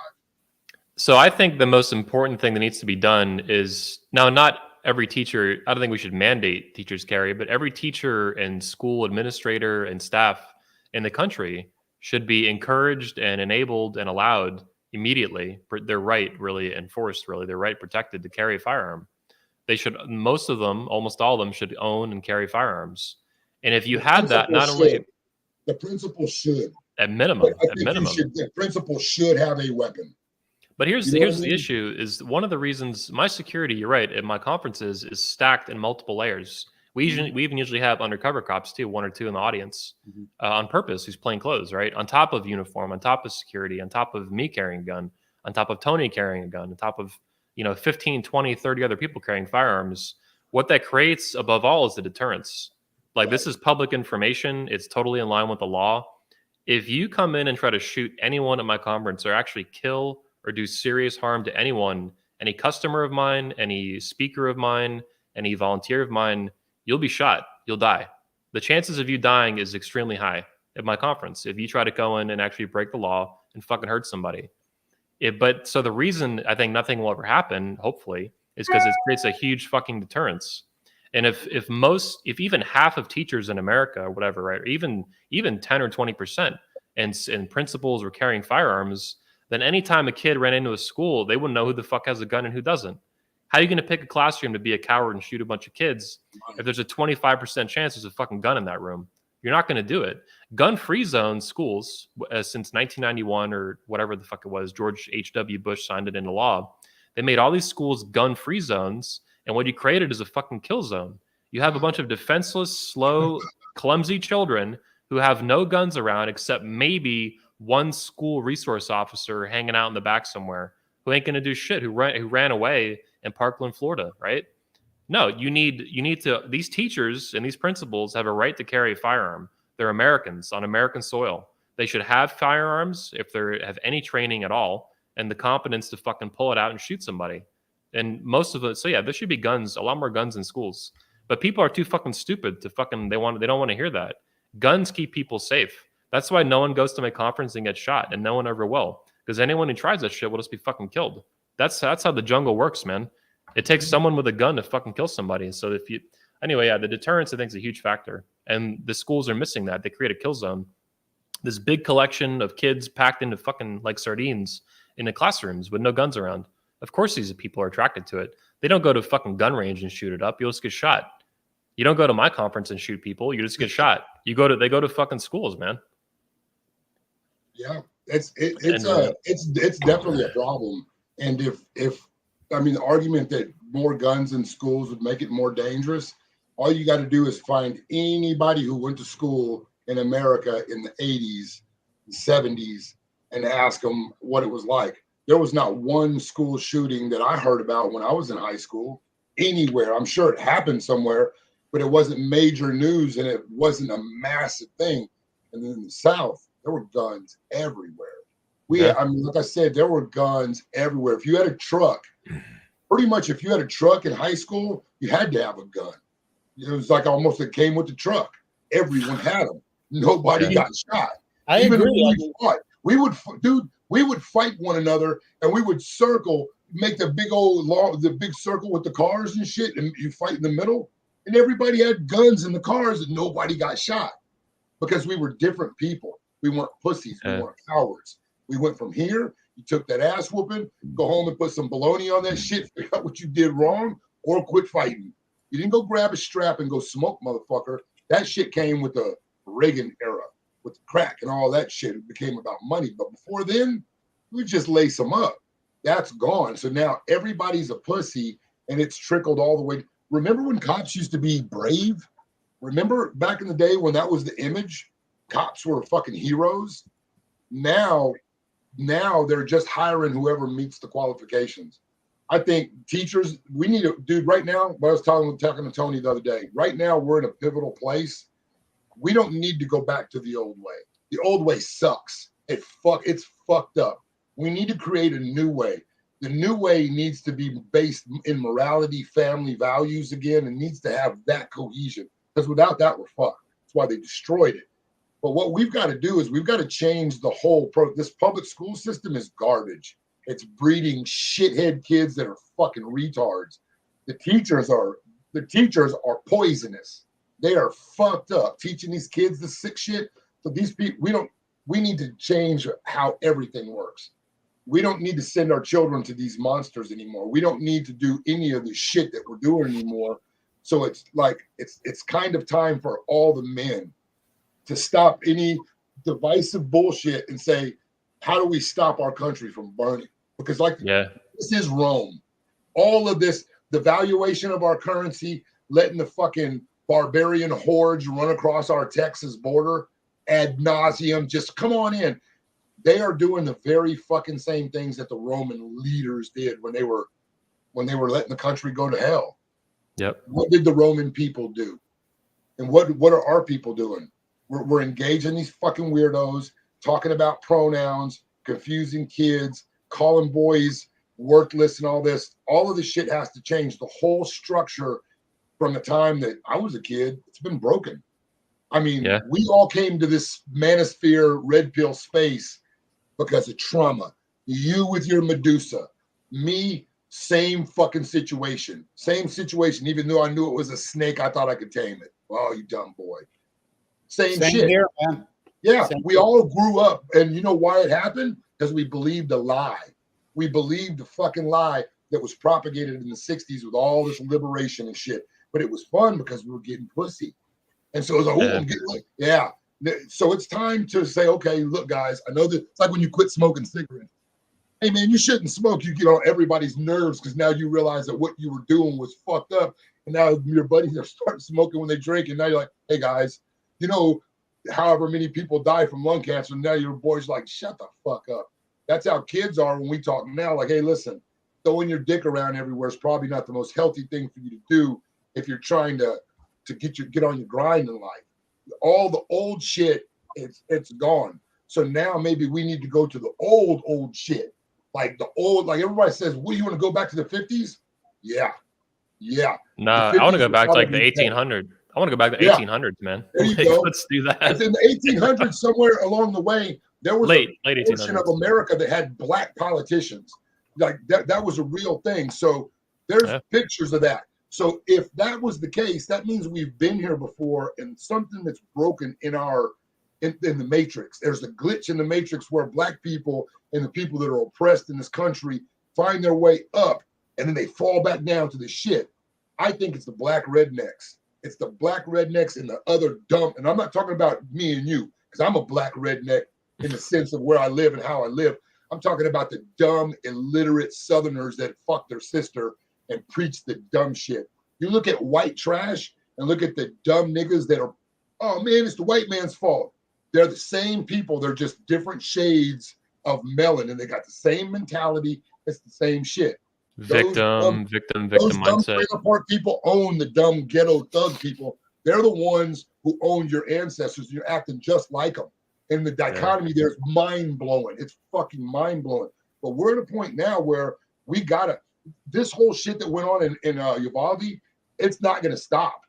It is not gonna stop. This shit's gonna happen again and again and again because they've emboldened the criminals.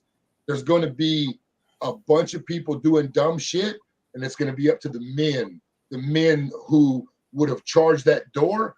It's gonna be up to those men, not the law enforcement, not the government. It's going to be up to the men of this country to say, we're not going down or we're fucked. Simple. Yep. A woman, brother. A woman. A woman. Right. I want to shift gears to our final topic for the show. I want to close out by about 2 hours. It's been 1:37 so far. So recently, of course, the Manosphere had a pretty sudden death of probably its most high-profile, most famous creator at the moment, as it were. When it happened a couple weeks ago now. Kevin Samuels, about 1.4 million followers just on YouTube, died. Some sort of heart thing, probably the Kufid jab, I would think, had a role in that.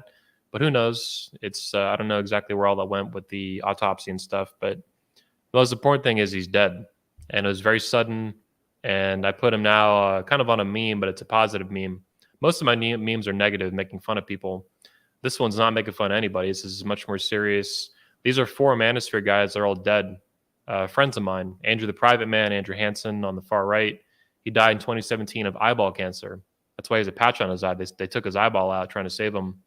He ended up dying. The cancer spread. To the left of him is Stefan Arnio. He also died of cancer. He was pretty young.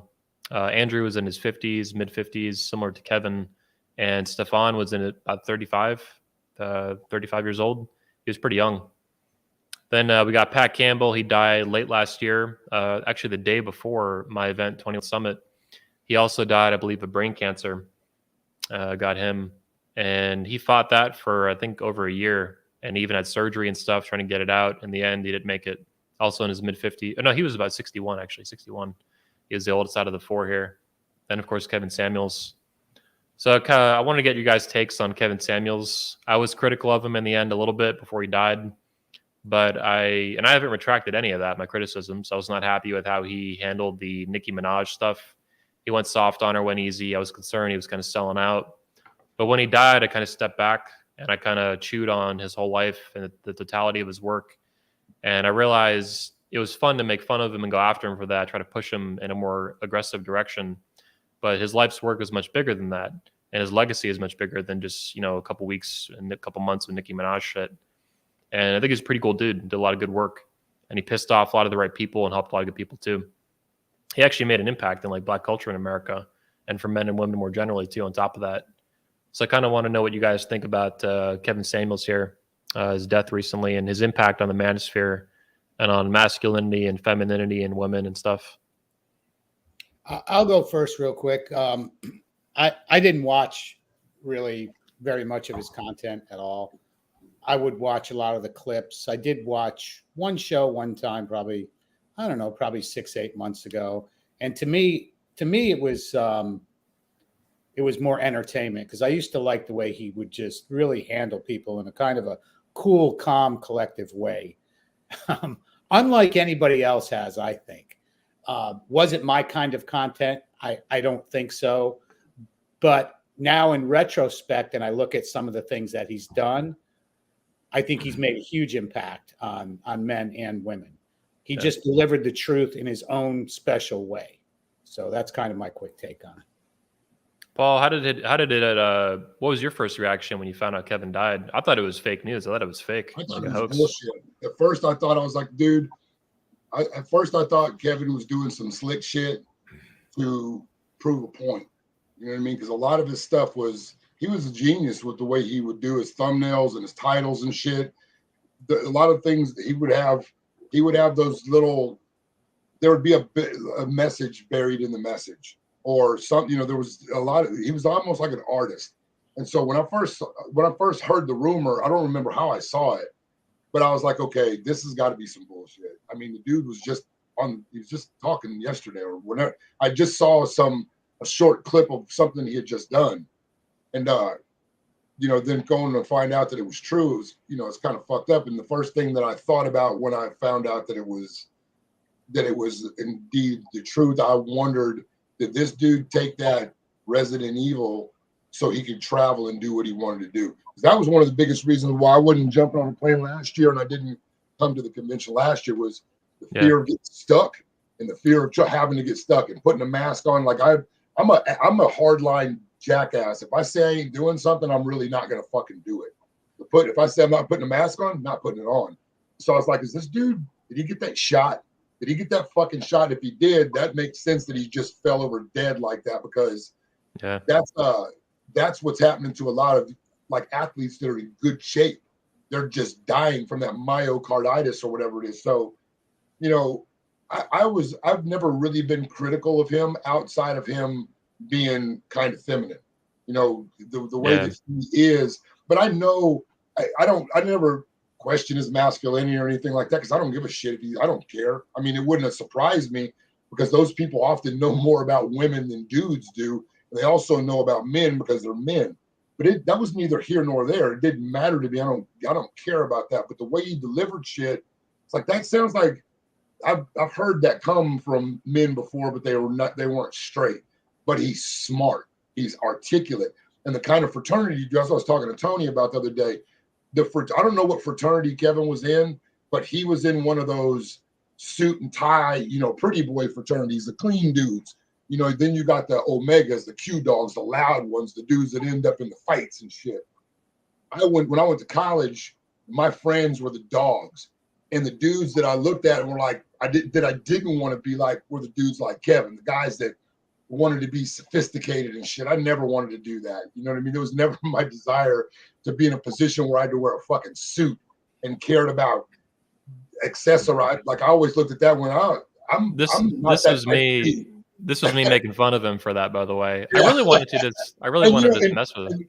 But here's the deal: the Nicki Minaj shit, I didn't watch it. I watched the clips of people saying this motherfucker should have went harder. I think if he was what everybody else wanted him to be, he would have done that. But Samuels was about making money. I mean, he said that to a couple of people. He made it very clear: I'm gonna make it, and I don't give a fuck. What do I have to do to make it? I get that mentality.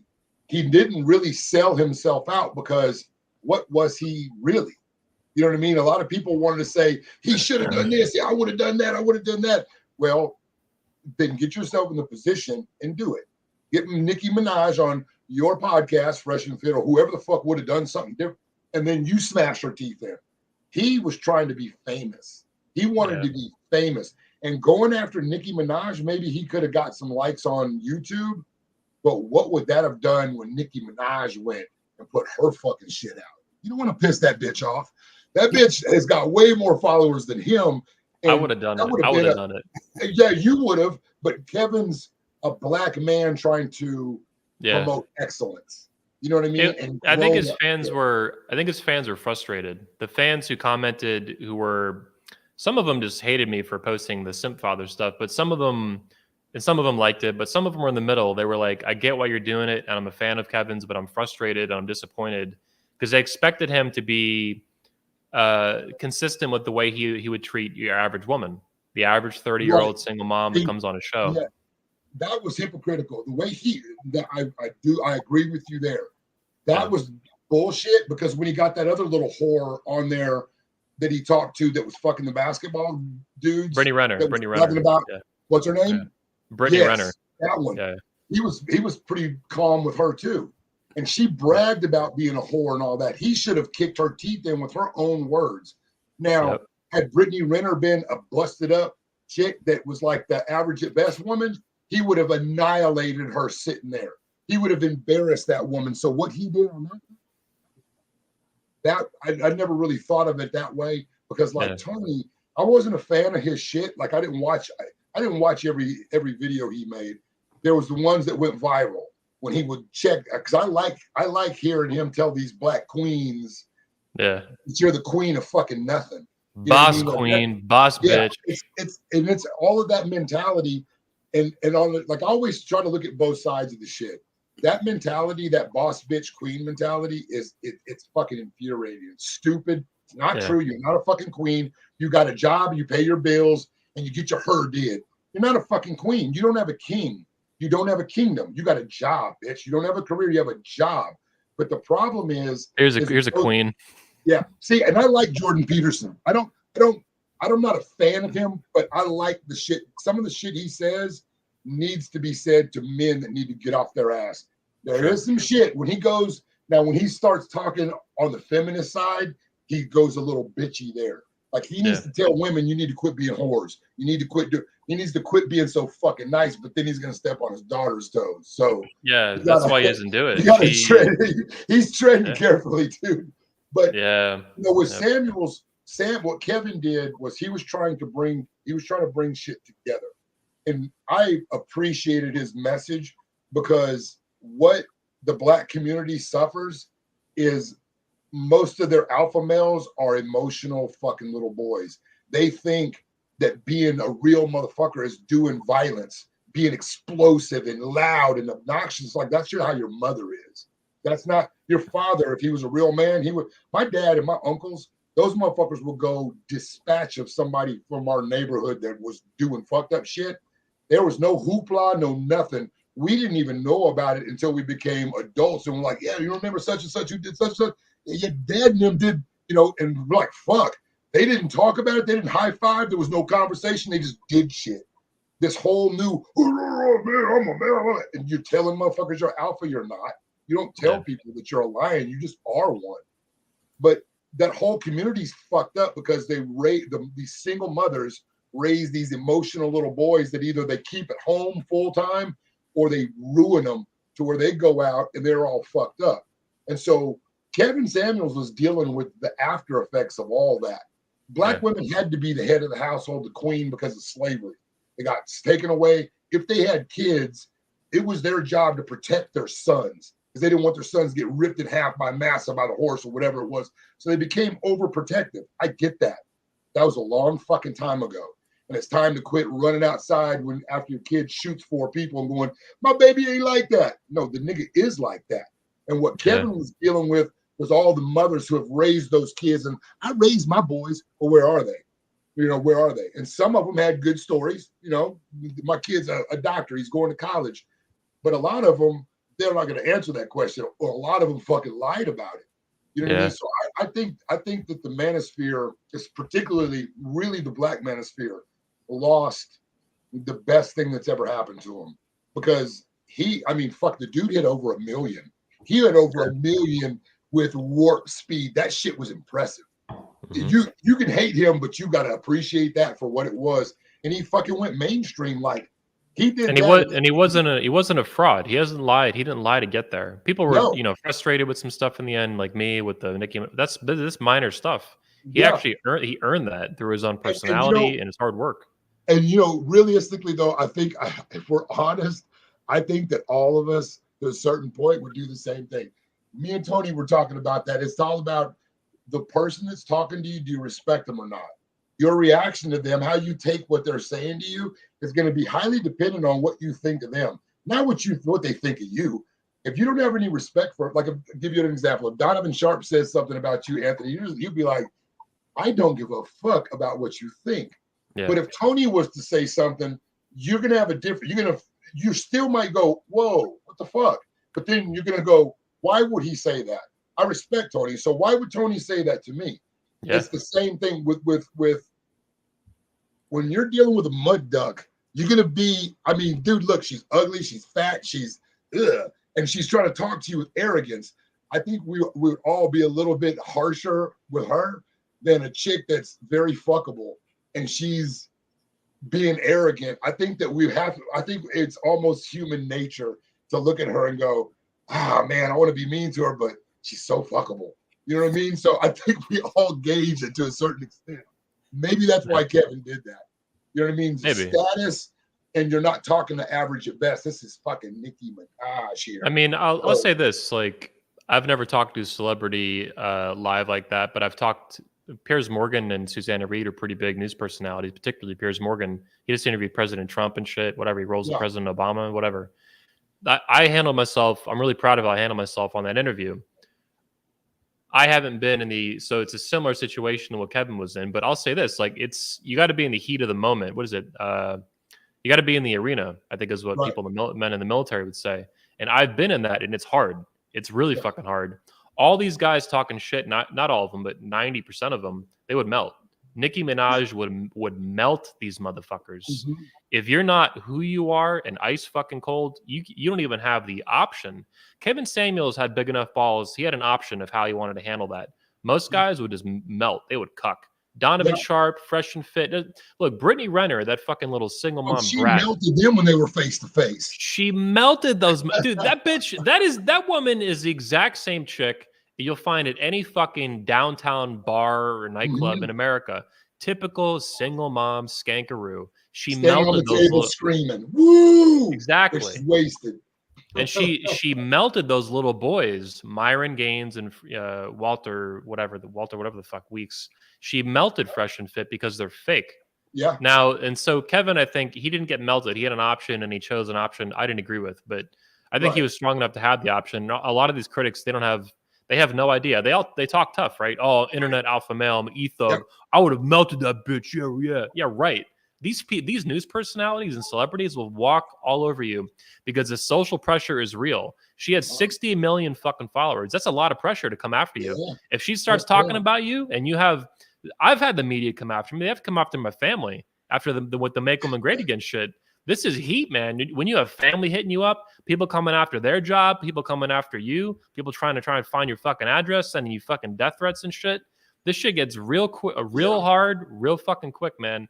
And if you don't have the balls to withstand that shit, you'll get fucking melted. These people will run your ass over and you'll end up apologizing or being a little beta bitch with your little dick in your hand, the shrimp dick, like Myron and Fresh and Fit with Brittany fucking Renner. That was golden when she walked all over them.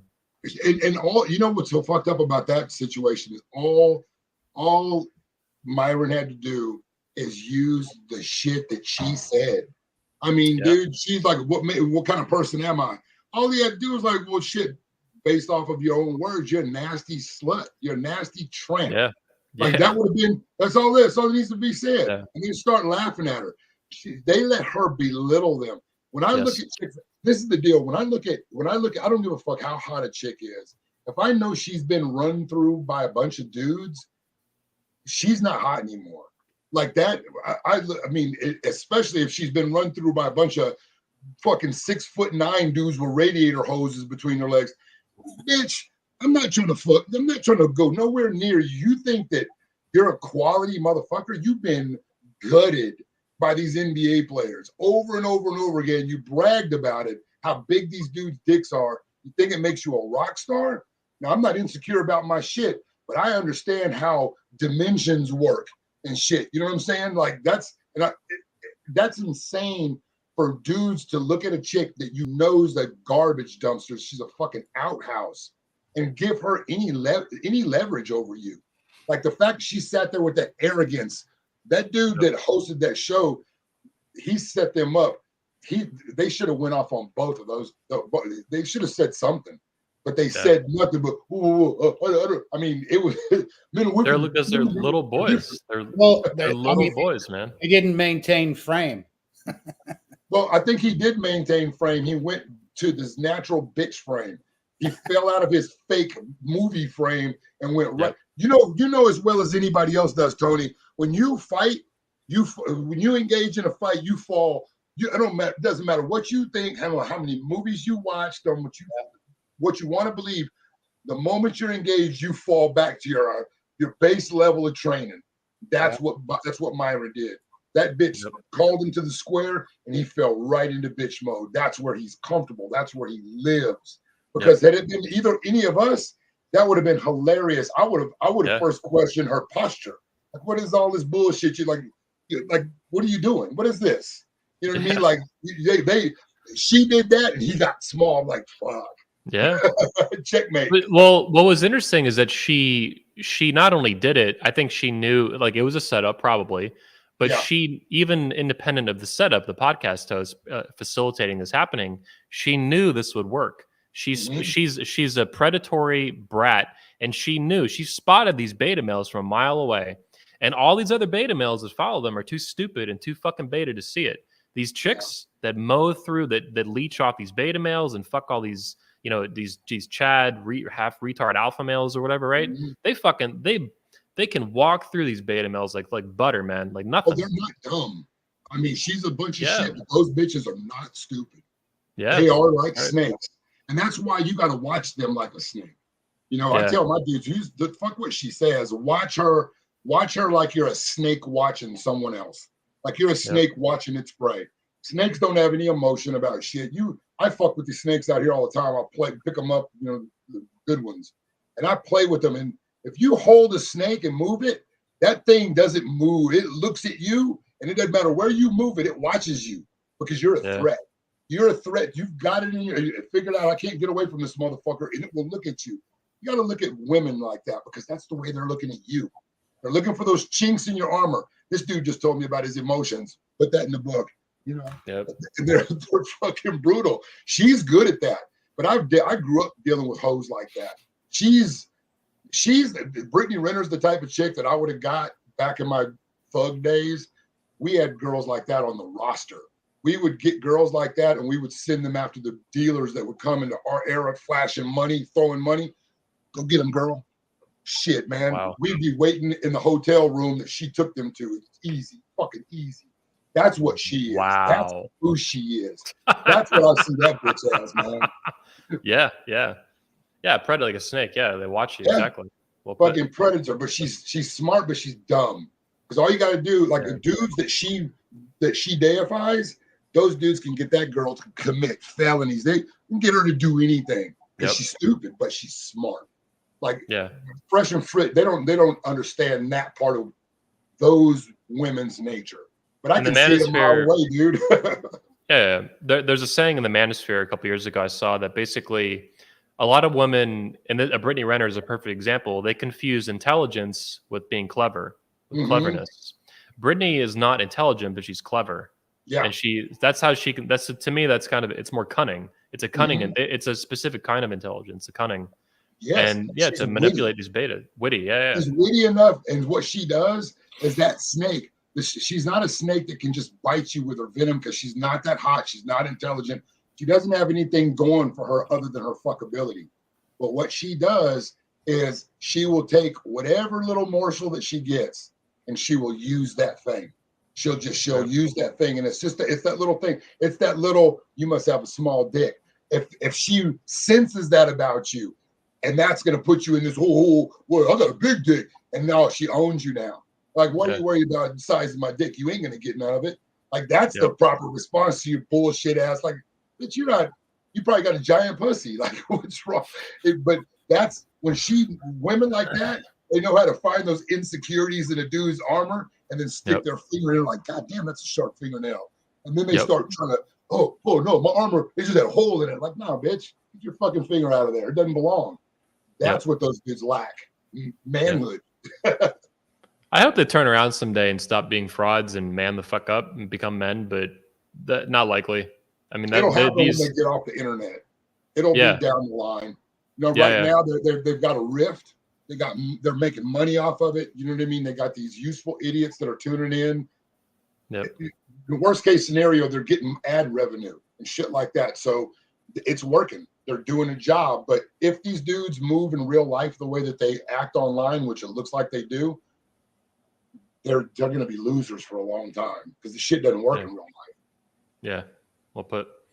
Well, boys, appreciate you tuning in today, hopping into the show. Episode 166 of the Red Man Group, Make Men Great Again. It's been a really fun conversation. A lot of good dialogue, a lot of good conversation about pretty important issues, from the frauds to the school shooting to toxic masculinity, single moms, Kevin Samuels, Brittany Renner, all these beta males and shit. It's been a good show. Make sure everybody watching, thanks for tuning in, of course. Come in next Saturday. Should be 11 a.m. sharp with a new guest. Check out the description, and you'll see links to Paul's channel, both his channels on YouTube and Rumble. And I'm going to put Tony's channel as well on the link. Tony's growing. He's got about 2,200 and something, maybe more, subscribers. So subscribe to his channel. He does shows usually every Thursday night and usually every Saturday night. Not always, but usually. Yeah, I haven't done Saturday nights in a while. Just Thursdays are really busy. So. Yeah. You doing one tonight or no? Nope. No. Okay. All right. Well, anyway, check out Tony's channel. He'll be at 21 convention this year. And he'll be, of course, Paul will be there too as a speaker at the men's event and the fatherhood event.